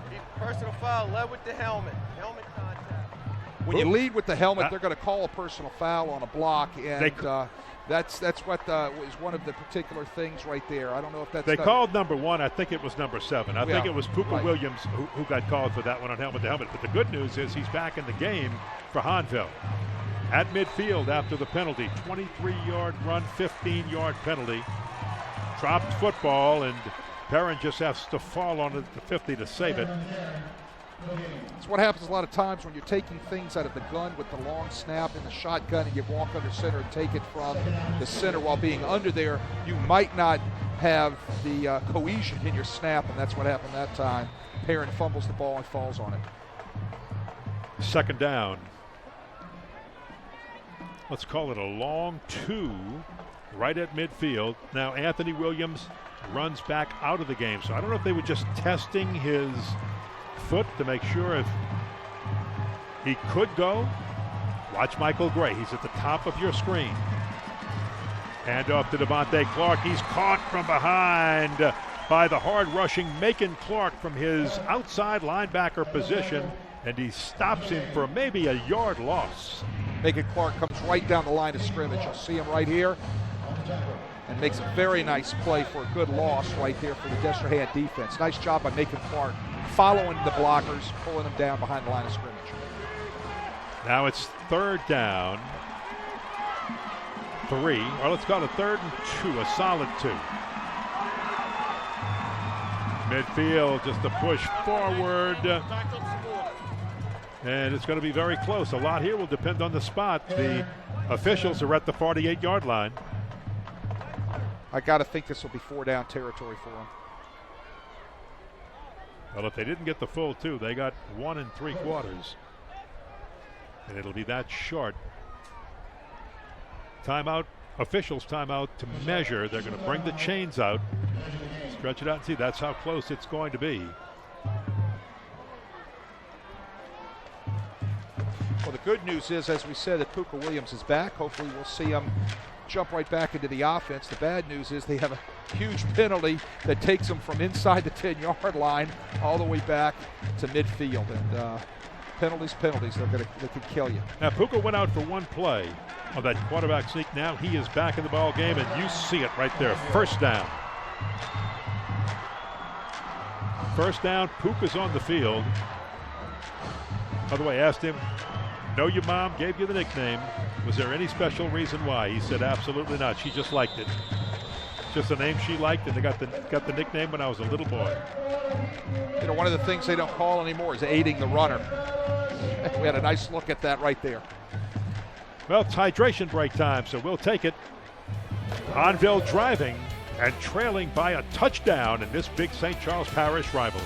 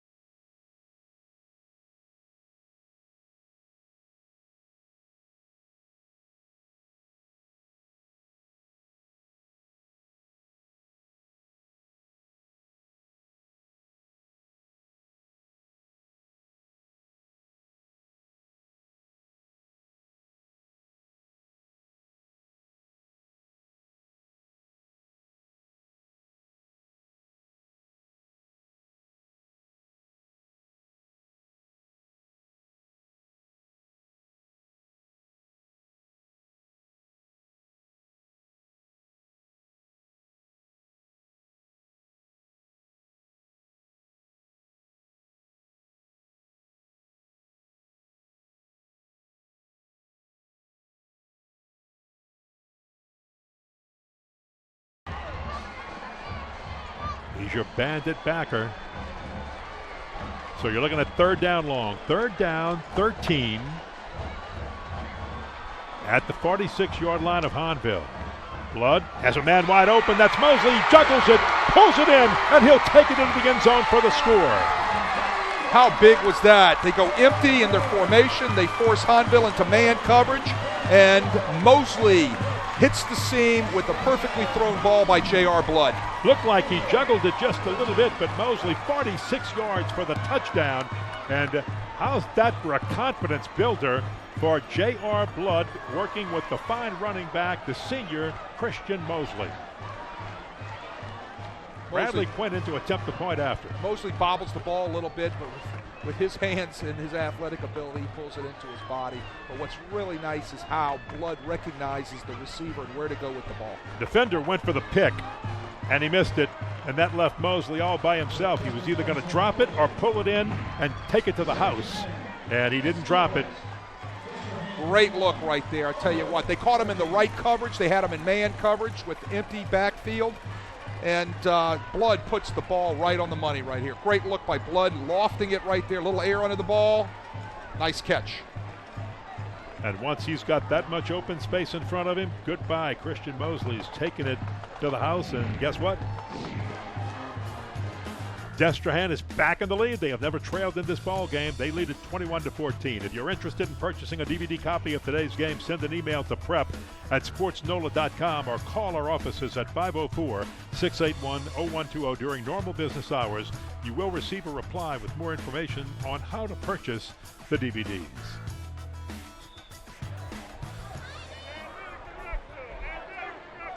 Well, Mosley delivers the big strike. When the big strike is needed, the momentum had swung in favor of Hahnville, who had scored 14 unanswered points to start the second half. And now Destrehan finds a way to get to the end zone, go back up by a touchdown, 21-14. Let's see if Hahnville can now answer that touchdown with one of its own. 5-play, 65-yard drive, and a 46-yard run by Mosley for the touchdown.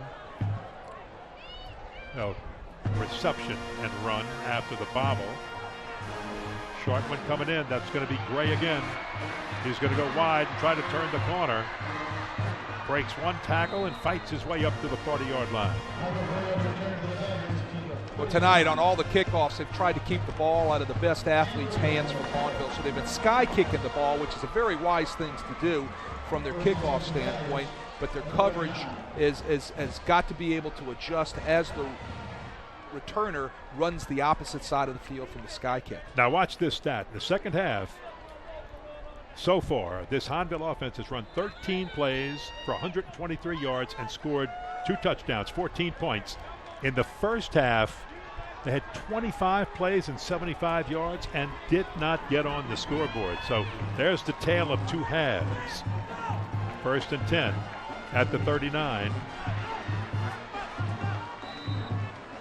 Barron going left side, finding Jamel Bird. What do you think Salter Formaggio did differently at halftime? What adjustments did he make to be able to come out, besides getting the boost by having Puka Williams, number 7, in the backfield?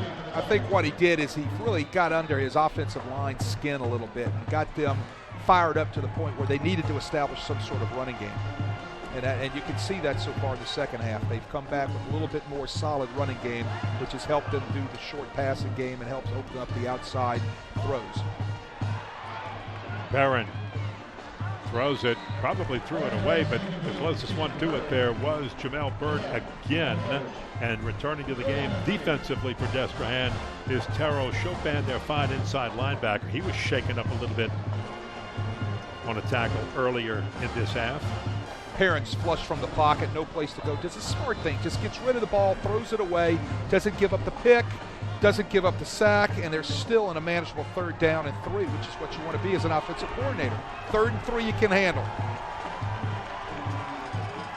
A lot of blitz being shown, and right over the left side for the first down up to midfield. So Hahnville needed to move the chains, and they do on the footwork of Devontae Clark. I've always said this. You've got to be in a manageable situation, as we see Devontae Clark right here on the power play get up in a nice huge hole to pick up the first down. You've got to be in manageable third downs. If you can't be in manageable third downs, that's 3rd and 3 or less, then you're really putting a tremendous amount of stress on your offense. Big drive for Hahnville because we have about 30 seconds left to play in the third quarter, and they have to find a way to answer that Destrehan touchdown with one of their own. Clark again, straight ahead. And that might bring this quarter to an end, depending on how quickly Hahnville wants to get this next play. Snap.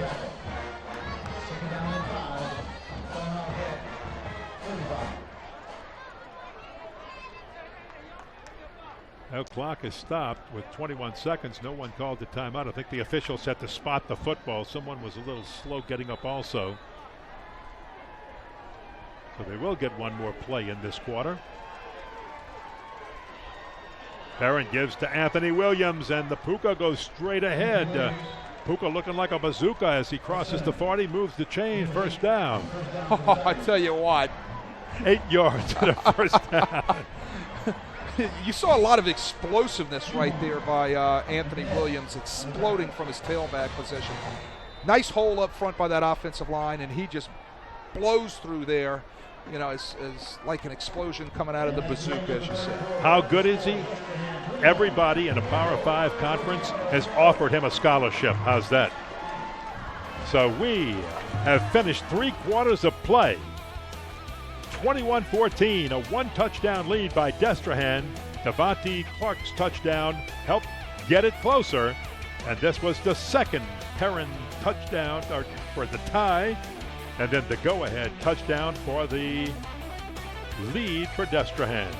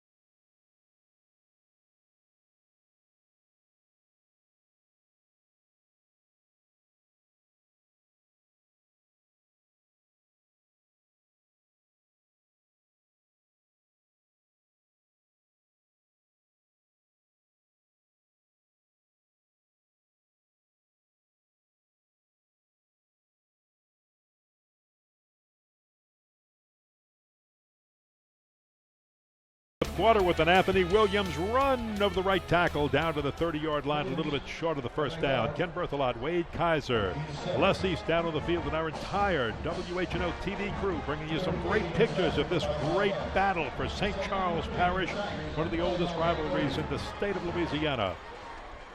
2nd down and 3. They'll give it to Anthony Williams again. He breaks a tackle, spins his way, carrying people with him inside the 20 and down near the 15-yard line. They'll mark it probably at the 16, but look at Anthony Williams do his things. And now you see why every school in a Power 5 conference, except about 3, has offered him as a junior. I think he's going to be the next Ed Reed out of here. What you're getting right now is you're getting a great job by this Hahnville offensive line, just getting movement and knock off the ball, knocking that Destrehan defensive line backwards. I tell you what, whatever Coach Salter Formaggio said to these guys at halftime, he lit a fire under their rear ends, and they are moving defensive linemen. 1st and 10, they can make a first down. Give it again to Anthony Williams. Look at that cutback move inside the 10-yard line. They've got a nice little 1-2 punch going right now with Anthony Williams and Devontae Clark. And I tell you what, it's pretty lethal. They've got Destrehan, which played tremendous defense in the first half. Steve Robichaux said he was extremely happy with the way his defense had played. They've got that defense now on their heels. You see a nice little cutback right here. Wow. Good move. Looked a lot different and real speed. Austin Perrin, what a job Lester Ricard, the quarterback's coach and offensive coordinator, has done with him. The handoff, Anthony Williams again on the left side. He's close but not in. But that'll be enough for a first down. Hahnville is in 20 personnel, 2 backs, 0 tight ends, bringing the H-back or fullback across in motion and getting a kick out and running power, putting the backside guard up into the hole and creating a nice running hole for Anthony Puka Williams. Look at those numbers on Williams basically in one quarter because he went out on the third offensive play of the game for Hahnville earlier. That's just a push forward because the Tigers want to get in and they score the touchdown. And the quarterback keeper sees the quarterback Austin Perrin come up limping. That happened to him when he scored in the third quarter, and we're going to have to keep a careful eye on him. It's limping off. I think they had a cramp. They were rolling it out earlier in the quarter. I think it's cramped up again for him. Thomas Roscoe in to tie this game on the point after. It is kicked up, and it is no good. Ouch. That could come back to haunt you. It was a snap that they had trouble getting down, and it went off to the right. No good. And the Wildcats continue to lead Hahnville 21-20 as Austin Perrin with a big score in the fourth quarter.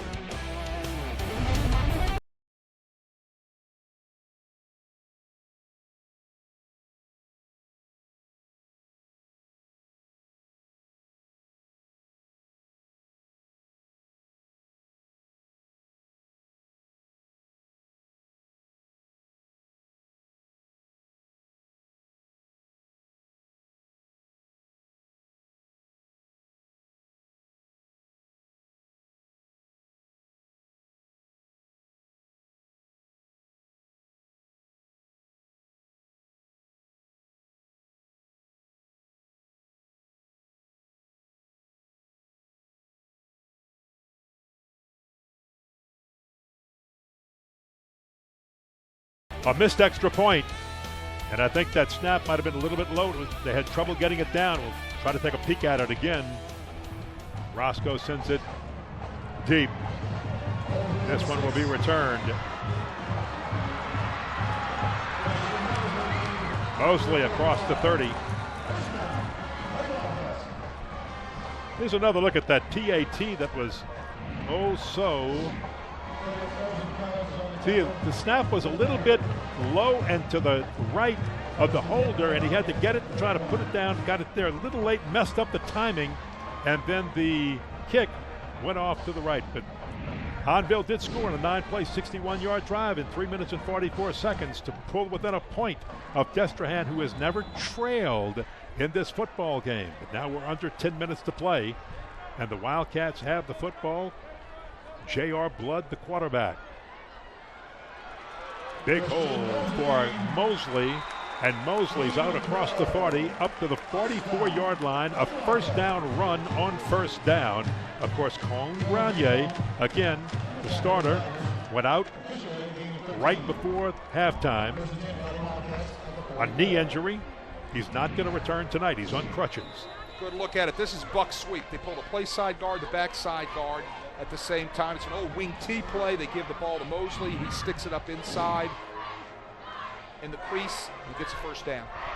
So without Cone Granier, the backup, J.R. Blood, a sophomore. Big, lanky, 6'2", 150. He'll hand off, and they're just telling the line, make holes, create room for our running backs to take it right up the middle, and that's what's happening as Christian Mosley carries back-to-back times and gains about 18 yards on both. So now it's second down and 5. Christian Mosley's having a great night. They're bringing the sophomore in now, John Emery, who has a great future in this Destrehan offense. Now Justin Jefferson's up at the top of your screen. They're going to keep it on the ground. Look at this big hole. And here goes Emery. He breaks a tackle, and Emery takes it to the house for the touchdown. John Emery 51 yards for the score. I told you Steve Robichaud was extremely high on this young sophomore John Emery, and he just showed why. With a huge bust right up in the middle on the power scheme by Destrehan, and he takes it to the house. Every time Hahnville gets close, Destrehan finds a way to pull out in front and stay ahead. Here comes Bradley Quinn. A tip high snap, this one put down. It is good. Another look at this touchdown on the sophomore to sophomore. Sophomore handoff to the sophomore running back. And look at him go. John Emery has breakaway speed right here. He has a huge future for the Destrehan Wildcats. As I said, they are extremely high on this young man. 3 plays, 69 yards, a minute 18, the 51-yard run by John Emery, the sophomore running back, makes it a 28-20 game. Still one touchdown, 1 2-point conversion difference is all we have, but in this big rivalry, a lot of happy people on the home sideline. You saw him there, but that young man got to be fired up. That's John Emery, who just took it 51 yards for the score. Somebody grabbed his jersey, but he broke away from that possible tackle and went to the house.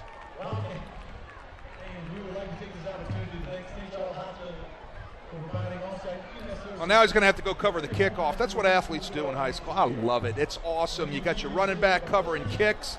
He's winded, but he's going to bust his tail down that field to try to make a play on a kickoff. That's high school football. Try to take him out and put somebody else in there. No way he'd come out. So Matt Lewis tees it up, and he'll be sending it deep to either Waylon LeBlanc. Let's see, is Anthony Williams in there for this kickoff return? It's going to be a short one.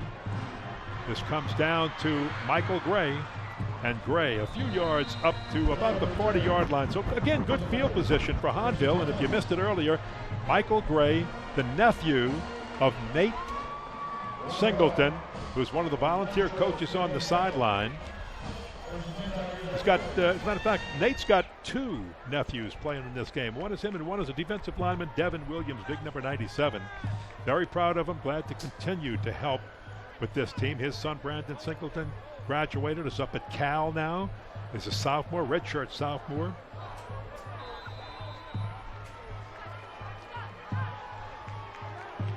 First down.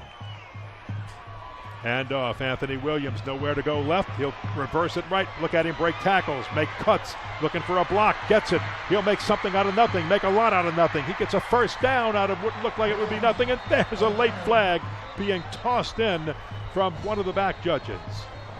Well, the run speaks for itself. His athletic talent speaks for himself. But look at that. I mean, I tell you what, they try to stay with the power running game. He reverses his field, and well, you saw it. What a great athletic talent right there. That's why he has so many offers from schools in the Power 5 conferences. Terrell. Defense, number 5, 15-yard penalty, end of the run, first down. Penalty on Jacoby Cage, but the player you saw stretching out a cramp was Terrell Chopin, the inside linebacker. He went out earlier with the cramp. So he cuts it back right there. You can see it. Trying to run the power scheme. Makes him miss. Picks up a block. There's your face mask right there at the end of the run. Tack it on. Now the 15 yards puts Hahnville at the 30-yard line. And again, if you missed it, we said Terrell Chopin, the 6'2 senior inside linebacker, went out earlier with the cramp. They're looking for fluids right now because he's cramping bad. Went out on a big tackle, cramped up earlier, and it took him a while to get that cramp rubbed out and get him back on the field. He just got back, was in for that series of downs, and boom, he's down again. Well, I'll tell you what, that's one of the most painful things. You know, I've had a lot of injuries and things in my playing day, and I still get injuries because I'm getting to be an old man. But here's the deal. When I get a cramp, I pray it goes away real fast. It hurts. They're around Salt. They're around Lester Ricard, their offensive coordinator, the young man from Amite High School, originally signed with LSU, transferred to Tulane down the road. He's on the left side of your picture. He's done a great job with Austin Perrin. Let me tell you, we could talk about everything he did at Tulane, but talking to him before the game, you know what he said?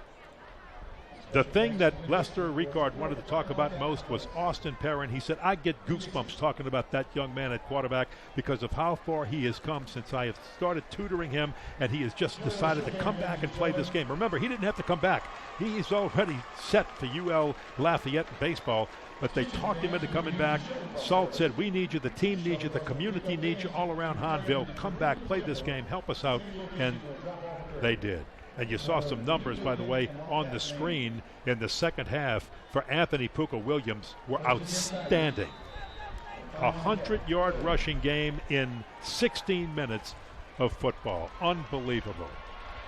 And here goes Cade Miguez. Cade Miguez on a surprise run. Nobody expected him to get the handoff. And Miguez takes it all the way to the end zone for the touchdown. A 30-yard touchdown run for Cade Miguez to pull Hahnville within 2 points of Destrehan with 8:19 to play in this big rivalry game.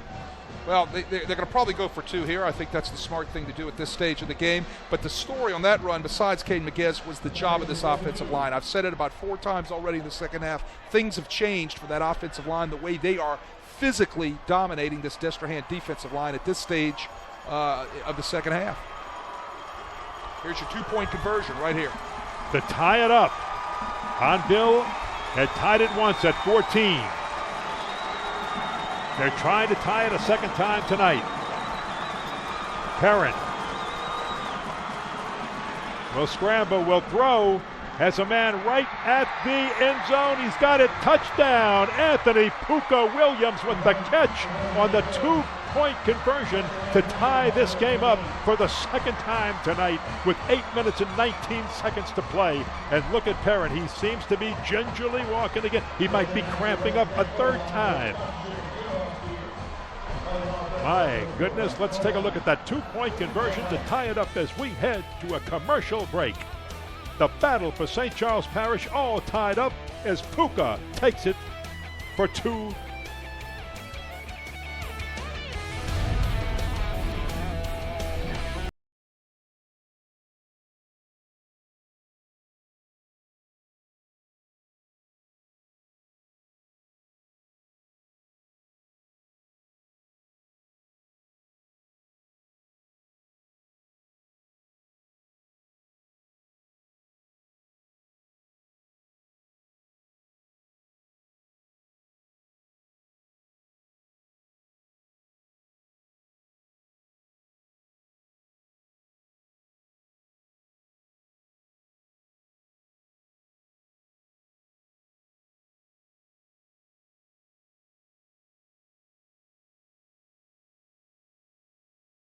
Wildcat Stadium on their feet.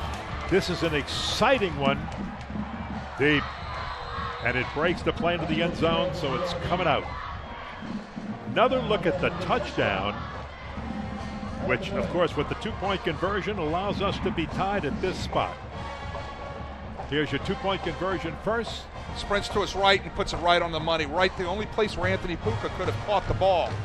I mean, it was a great placement by Austin Perrin on the 2-point conversion throw. And then Cade Miguez, who I don't think had a carry tonight, gets the handoff.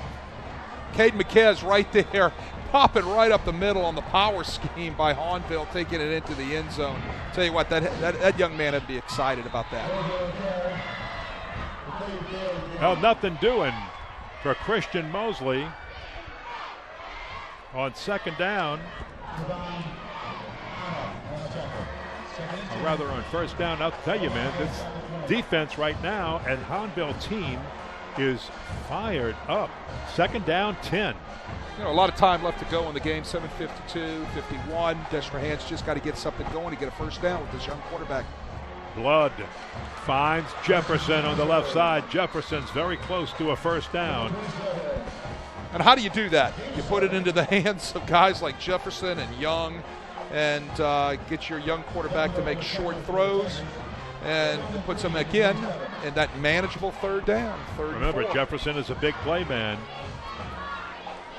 Not only has he had a 70-yard kickoff return for a touchdown this year, but he's had plays of 60, 27, 11, and in this game itself, he's got a 24-yard touchdown catch. And he averages about 23 yards a catch, and he's working on that average tonight. 3rd down 3. This is a big 3rd down flag down. Somebody moved. Was it offense or defense? I think it was It's number offense. 75 again. False start. Offense, number 75. Elijah Hayes 5-yard struggling. Penalty. 3rd down. I think that might be 2 times tonight on Elijah Hayes that they've got him in critical situations on 3rd down where he flinches. Puts him back now out of an unmanageable 3rd down situation. Brings up 3rd and 8. Yeah, 3rd and 3 goes to 3rd down 8. The momentum is swung back to Hahnville. You're backed up very near your own red zone at the 22-yard line.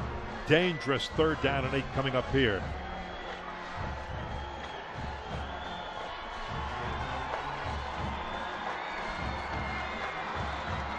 Here's your 3rd down play, being chased. Blood has to throw it. It's caught by Mike Young at the 31-yard line. That's going to be enough for a 1st down, and that's why this Notre Dame commit is one of the most sought-after players in the nation. Not only did he go up and get the ball, he knew exactly where he had to go to get that 1st down and move the chains for Destrehan to keep this drive alive. A big 9-yard gain when he needed 8. Nice play by Mike Young, but I tell you what, also a great job by that young quarterback, Blood, getting away from that rush. Here's the foot inbounds. Great play by Michael Young. No wonder they're high on J.R. Blood. Doesn't look like a rookie in this game. Good look at Mike Young for that catch. A fumble! A little messed up handoff with Christian Mosley, but Mosley saves it. Buck sweep to the left, not a real good handoff from Blood to Mosley right there, and Mosley's lucky he gets right back on the ball. Buck sweep, you're pulling 2 guards in the direction of the flow. The play side guards try to get some sort of kick out. The backside guards try to get some seal up on the linebacker. So J.R. Blood, who goes over to the sideline every play to get the call, then comes in, makes it. Who does he look for? Justin Jefferson or Mike Young on this play? He's going left. He's going for Jefferson. Jefferson breaks 1 tackle, but is knocked out of bounds before he can make the 1st down. Hunter LeBlanc hit him as the 2nd defender to knock him out of bounds before he got to the 1st down marker. Great blocking out there also on the edge on this little wide receiver screen by Mike Young. He can not only catch it, but he can also block for it. 3rd down, 4. Now watch Young in the slot to the bottom of your screen. Jefferson's all alone at the top of your screen. They're going to Tarver. They haven't thrown to him this half, and they do now, and he makes the catch at the 49-yard line of Hahnville to move the chains. A 13-yard gain. So right when you think he's going to one of the 2 big names, he picks on Tarver, the sophomore. Well, that was the guy that he needed to go to in the run-pass option. They ran run-pass option. They counted the box from the boundary, and Greg Boyne gave a signal on where for him to go out of that run-pass option, and Blood does a nice job getting the ball into Torber's hands. Tarver out now. C.B. Anderson in. 1st down, 10 for Destrehan. They're trying to eat some clock as they do this. They're going to go straight ahead with Christian Mosley. He'll get a few. 6.5 minutes, just under the 6.5-minute mark of this game. We are in the 4th quarter, tied at 28. This is as good a rivalry game as we can possibly have. And we've got a player down for the Hahnville Tigers. Just to keep everybody on track with the timeout ratio right now, both teams have 2 timeouts left. And they're going to take the heat and humidity timeout right now, which is what they do in the Federation right around the 6-minute mark.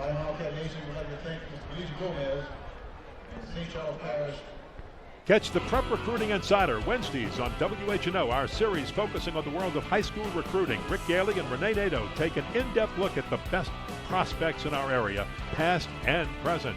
It's PRI each Wednesday at 6 here on WHNO TV, and this week it is Lutcher. It'll be Lutcher week on the Prep Recruiting Insider on WHNO TV 20. And our legend guest from Lutcher, Terrence Jones. Wow. Never forget Terrence Jones being Wow. recruited heavily by Mack Brown at Oklahoma. And when Mack Brown got the Tulane head coaching job, Barry Switzer, who was at Oklahoma, said, look, this young man's from Lutcher. He was going to be our quarterback at Oklahoma. I want to talk to him. I want him to go with you and help turn the Tulane football program around. It's my gift to you, Mac, at Tulane for getting your first head coaching job there. And boy, Terrence really did thrill Tulane Green Wave fans over the next 3 years. 4 years, actually. I had the opportunity to see him and coach against him when he was a senior in high school. I was a young coach at Vanderbilt Catholic at that time. 2nd down, 7 for Destrehan. Mosley nowhere. He gets smothered. It's a double teamer. And in on that double team was Travas Chambers. And he had some help. Nowhere to go. I'll tell you what, look at the linebacker fill the hole. Travas Chambers gets off the block right there. Does a great job wrapping him up. I tell you what, that is really good defensive line play right there at Travas Chambers. Great job by the linebacker stepping up and filling that hole right there. He got what is called a clear call. It's not cloudy. If it's clear, I'm stepping up and I'm filling right now. Good linebacker play also. Destrehan trying to eat clock, but in order to do that, they have to move the chains. It's 3rd down and 8, 3rd and long. But they're on the Hahnville side of the 50 at the 47-yard line of the Tigers. 3 wideouts to the bottom of your screen. That's the way Blood is looking. He almost slipped on that turf again. Now he'll roll and uncork a long one. Has a man wide open at the 10-yard line. That's pulled in by Mike Young, who had the weight on the ball, but somehow he got way behind all the defenders and was by himself waiting on the football and fell down at the 10-yard line. A 37-yard pass reception to Mike Young. Scramble drill. Mike Young breaks away out into the open field as he sees his quarterback scrambling around and helps him by running to an open area. The open area just have to be vertical behind everybody in the secondary. Now here's the rule of thumb from the secondary. You can see the Hahnville secondary right there, especially number 14, Dylan Lewis, letting the receiver get behind him. He's looking into the backfield on the scramble. He's got to stay with that receiver. Justin Jefferson is to the bottom of your screen on 1st down. They'll run it with Mosley pushing straight ahead. Mosley inside the 10 down to the 9 or 8 yard line. Right now, I would imagine that while Destrehan would like to score, they'd like to eat up a lot of clock before they do. Well, they're going to want to eat as much clock as they possibly can, obviously not to get the ball back into number 7, Puka Williams' hands on the other side. So, yeah, they're going to take their time right here. They're going to work some of that clock. But let's realize that Hahnville might want to think about a timeout somewhere to conserve some of that clock. Well, Hahnville and Destrehan each have 2 timeouts remaining, and that's what Steve Robichaux would probably like to try to force. A Hahnville timeout, burn one of those timeouts right now. Fake to Mosley, throw over the middle, incomplete. It was intended for Cawthorn, who caught the first touchdown pass of that game, and they bring number 12 in, that blocking wide receiver. They usually run Mosley behind him or play action as they've done in this game and then toss it right over to Cawthorn, but he couldn't get that one. So J.R. Blood, the sophomore quarterback in place of Cone Grenier, who got hurt right before halftime, is on crutches and is not coming back after a knee injury. This is it. That was one of those run-pass options right there that Blood just really didn't put the ball on the numbers, and it was just slightly behind his intended receiver. Carver and Young to the left. Cawthorn is the wing on the right, and we have a timeout.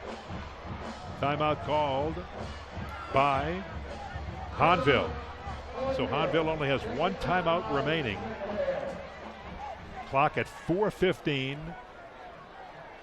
No, Destrehan in at least field goal position and threatening to score. Wait, that's really not a bad timeout call right there that Hahnville takes. You know, they got to anticipate some sort of score right here, and they want to make sure that they have enough time left on that clock to give their offense the chance to put together a drive and put together possibly a winning score or a tying score. As you look at Nick Salter from Agio, let's take a look and see what he's got coming up after this big rivalry game. It's an open date in district play, so he'll be at St. Thomas More, and then it's Terrebonne, East St. John, Central Lafourche, H.L. Bourgeois, and Thibodaux. And what's interesting about their schedule, Ken, we were talking about it prior to the game, is everybody that they're going to play in their district will have already faced Destrehan the week before. Wow. So that's a nice setup for them as they get down into the meat of the District 7-5A schedule. Wow. Central Lafourche already 3-0. I don't know what they're doing tonight, but they were 3-0 going into week 4 right here. Jefferson and Carl Lewis in the game at the bottom of your screen. Third down, empty backfield, big rush. The sophomore's in trouble and he's spilled at the 15-yard line. And here comes a late flag. Late flag being tossed in.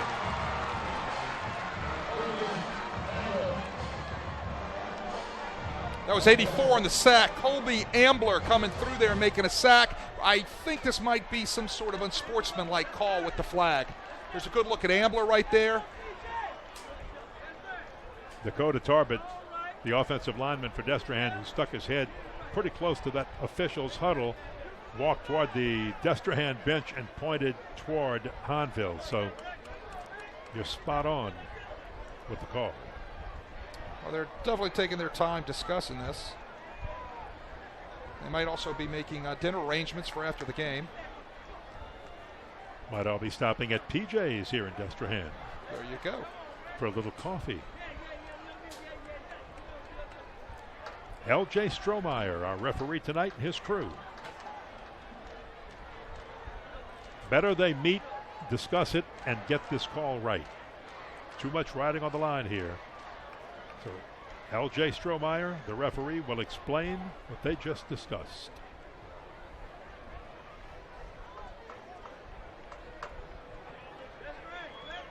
Well, maybe he'll walk over and explain it to Steve Robichaux first. Tell you what, officials hate to do that.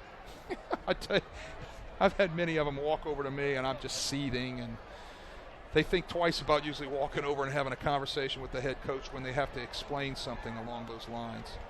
And Steve doesn't like it. Nobody going crazy yet on the other side. Somebody's not happy. Robichaux's not happy. He just threw his hat. Somebody might be ejected here. Oh, wow. No flag. L.J. Strohmeyer just waved off the flag. Oh, he picked the flag up. There you go. So they were looking for some sort of Robichaux hold or some sort of let's see what happened here. Looking right here, you can see the tackle. And here at the end of the play, at the top of your screen, a little extracurricular activity by number 70 right there. Travas Chambers. Lincoy Renault. Well, they'll try a field goal. And it is blocked. This is returnable. Scramble for the Greasy Pig football. And Hahnville. Sergeant Collins comes up with it. And that sees a big momentum swing in favor of the Tigers with 3:41 to play and great field position. Another look at it. There you go. Coming off the edge was Rashad Domino making the big special teams play of the night. And then you can see Elgin Collins scooping, picking it up. And the Tigers are going to take over with great field position. One timeout at 3:40 left on the clock in this game. What a great football game we have here tonight. Wow. Nick Saltafamaggio on motivation has seen his Hahnville team score in all 4 possessions. Wildcat offense with Puka Williams taking the snap himself and then hurdling over would-be tacklers up to the 47-yard line. That means that Austin Perrin is still cramped up, and we might see Puka play it. They put Perrin Ken out at wide receiver as they put Puka back there did. for Wildcat. They did. He is in there. Right. I thought he was still cramped up. He is in there, though.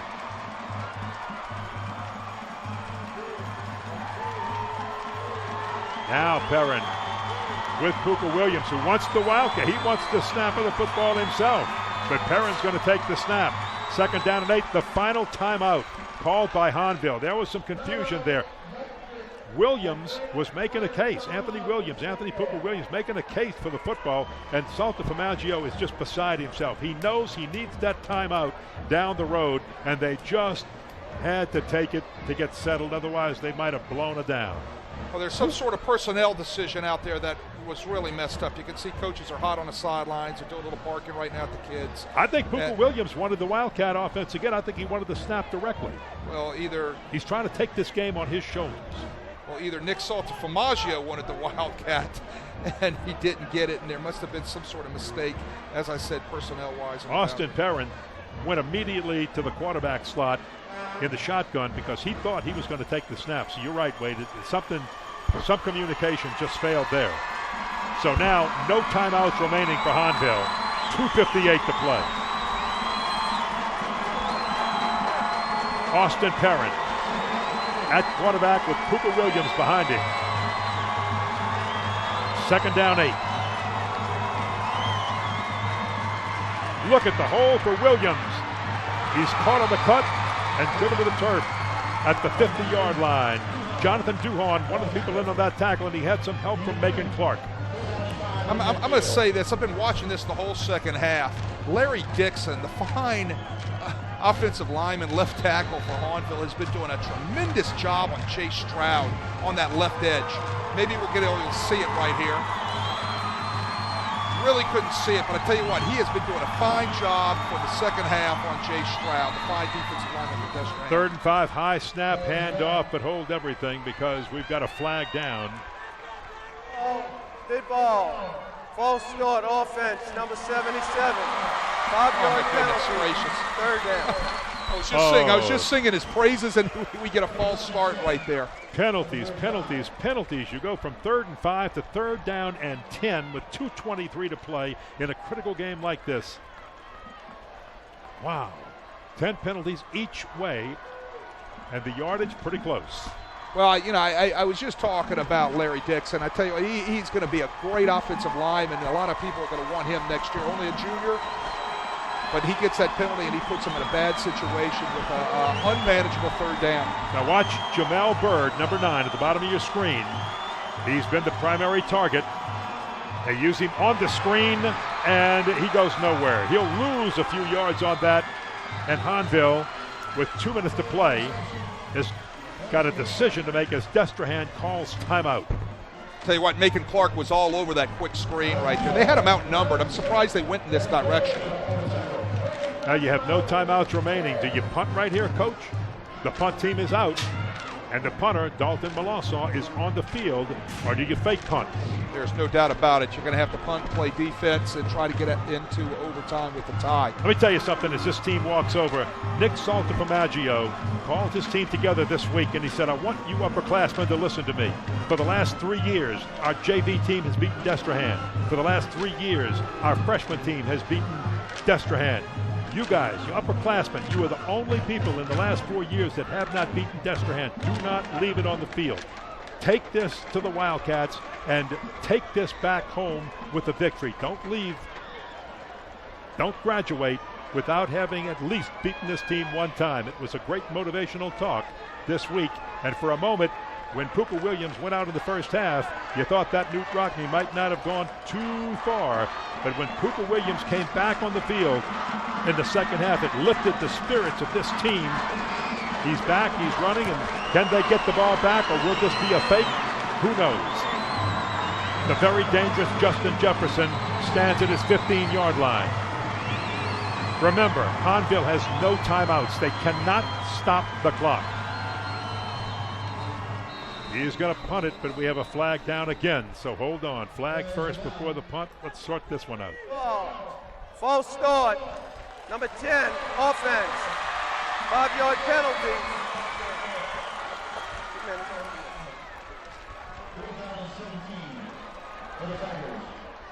The 11th penalty against Hahnville in this game. I'll tell you what, there's been a lot of penalties both ways, and, you hate to see the flag have to get involved in the outcome of such a great football rivalry and such a great game. Just mistakes if both they sides. can stop them, if the Hahnville defense can stop Destrehan, they would get the ball back with less than 30 seconds to play. 21 penalties for 216 yards total in this game. It's going to be a short punt, gets a great Hahnville roll, but this has just eaten up more clock, and they finally touch it dead inside the 30 at about the 28-yard line. 1:49 to play, and the game rests in the hands of the Hahnville defense. They have to stop backup quarterback J.R. Blood, playing for the injured Cone Grenier, and they have to find a way to shut down the very powerful Christian Mosley from the running back slot. One first down by Destrehan, and we may be going to overtime. And then again, that might be what Nick Saltaformaggio is hoping for too. Just don't let him. Wow, who knows?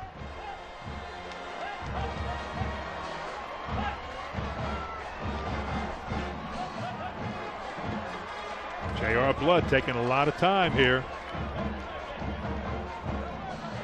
Clock's going to have to start after the change of possession. Well, you got the snap off on the play clock with 5 seconds. There's a little inside screen. First down. What they were doing is they were taking their time trying to see exactly what was the coverage that Hahnville was in. Greg Boyne on the sideline was signaling in to Blood exactly where to go with that ball, and he does a nice job getting the ball out there to Jefferson.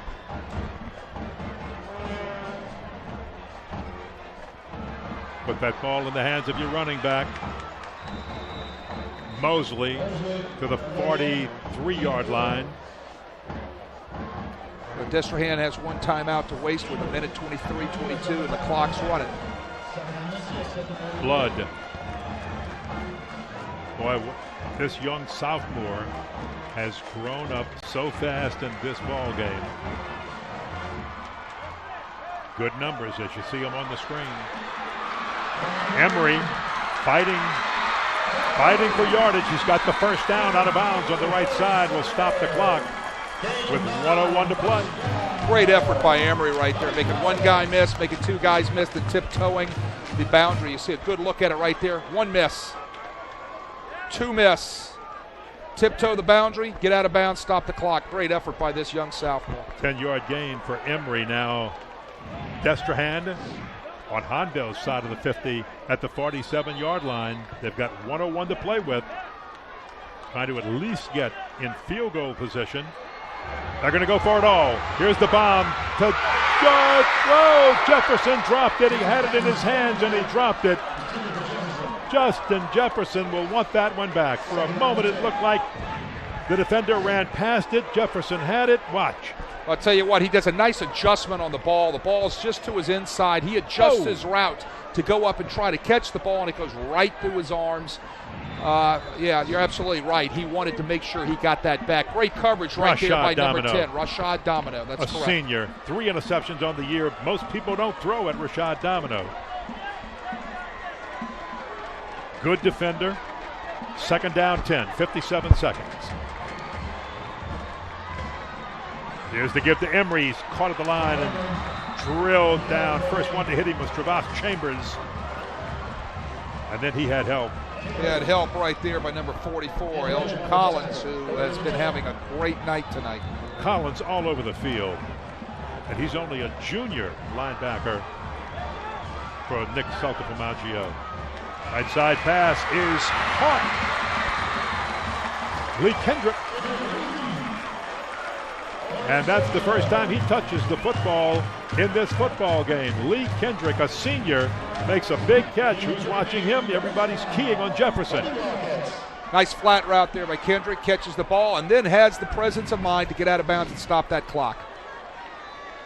Now you're getting close to field goal range, but still need another 20 yards at least. First and 10, 32-yard line. Mosley, big hole. Mosley pulled down from behind. He's inside the 20, down to the 17-yard line. And now, after that 18-yard gain, the Destrehan Wildcats are in field goal position. They are in the range of their kicker. Clock has started, 20 seconds. Blood takes the snap. Here's the give to Emery. Emery bounces off some tacklers and pushes inside the 10-yard line to the 9-yard line. That'll stop the clock while that's just short of a first down. So they're not stopping the clock to move the chains. That is a called timeout by Destrehan. 10 seconds to play. Do you kick the field goal now or try one more play? Well, I mean, the thing is, they probably would have wanted to try to run one play and then call a timeout, or just go ahead and run the clock down and call your timeout and bring your kicker out. You know, I think what you do right now on second down, you go ahead and you try to kick it on second down. That way, if you have a bad snap, something happens here, you fall on it, then you kick it on third, or you try it on third and you kick it on fourth. So I think they're going to get their field goal team ready to go here. They might try one more play before they try to kick it. Remember, no timeouts remaining. Cody Ambler was the injured Tiger, number 84, going off the field. But here comes your field goal kicker, Bradley Quinn. Had a field goal in Slidell in the slop in the mud. Compared to what he had to kick that field goal in, this is a walk in the park. He had one blocked earlier in this quarter, however. So this one will be put down at the 17-yard line. A 27-yard field goal from the right hash mark. Bradley Quinn. He kicks it. It is up. It is good. Destrehan with a 3-point lead. 31-28 over Hahnville and 8 seconds to play. Tell you what, great snap, great hold that time. We remember the one that was blocked might have been a little bit of a bad snap low, trying to get the ball onto the tee, but right there, everything, the execution, the whole battery, the center, the holder, and the kicker, everything was on time and perfect right there, and it puts Destrehan up by 3 with 8 seconds left to go on that clock. The all-important kickoff coverage. Now this will be a squib kick, I would imagine, with 8 seconds to go, and you could just see the agony of defeat with that field goal, even though the game is not over yet, as Hahnville tried so hard to block this second field goal of the game. Great protection right there, and as I said, the battery, which is the center, the holder, and the kicker were all on cue right there, and it was perfect execution. Hahnville 8 seconds away from breaking the magic number of 4 and stretching their victory streak to 5 over the Hahnville Tigers. Destrehan with the lead, 31-28, 8 seconds to play.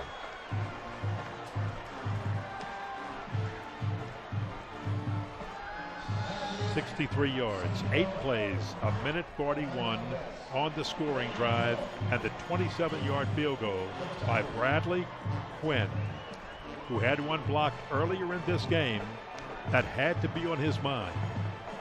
Even though, again, it was a snap a little bit low and off to the left of the holder, who had trouble getting it down. And now Matt Lewis squibs it. Clock is running, 7. They'll stop it. And all you can hope for now, Wade, would be what, one Hail Mary? Well, you're going to have to try to get yourself in a position where you have no timeouts, so you're going to have to try to hit, if one, right on the boundary, and then put yourself in a position where you can throw one Hail Mary. It's got to be a quick one, though. No timeouts for Hahnville. 7 seconds. This would be a miracle finish if the Tigers could pull it out. And a hard-fought, well-earned victory for Destrehan, who never trailed in this game, but had Hahnville come back and tie them twice at 14 and again at 28. Austin Perrin, with Cooper Williams behind him, may try to air one out the bird. He's hit as he throws, incomplete, 3 seconds to go, and now it's down to one deep Hail Mary. Well, the rush really got to him that time. Not anywhere to go. He gets sacked. They were trying to get something deep and on the boundary right there where they could put it in a position where they could take that shot at that end zone. You know, right here now it's all or nothing from. Well, you're going to have 4 deep backs away. Placed at about the 40-yard line, 45-yard line of Destrehan. They're going to give anything underneath. So you might see a series of laterals, an old hook and lateral play, who knows. Barron will just drop back. The lefty will uncork a prayer down the field, and it is intercepted. I believe that's Mike Young down there. Hey, Mike Young playing a little defense. Big catch for him tonight. Destrehan is the winner. For 5 straight times, they have won this big rivalry game in the battle for St. Charles Parish. We'll be back to wrap it up right after this. Destrehan 31, Hahnville 28. It has been a thriller at Wildcat Stadium. The Battle of St. Charles Parish belongs to the Wildcats.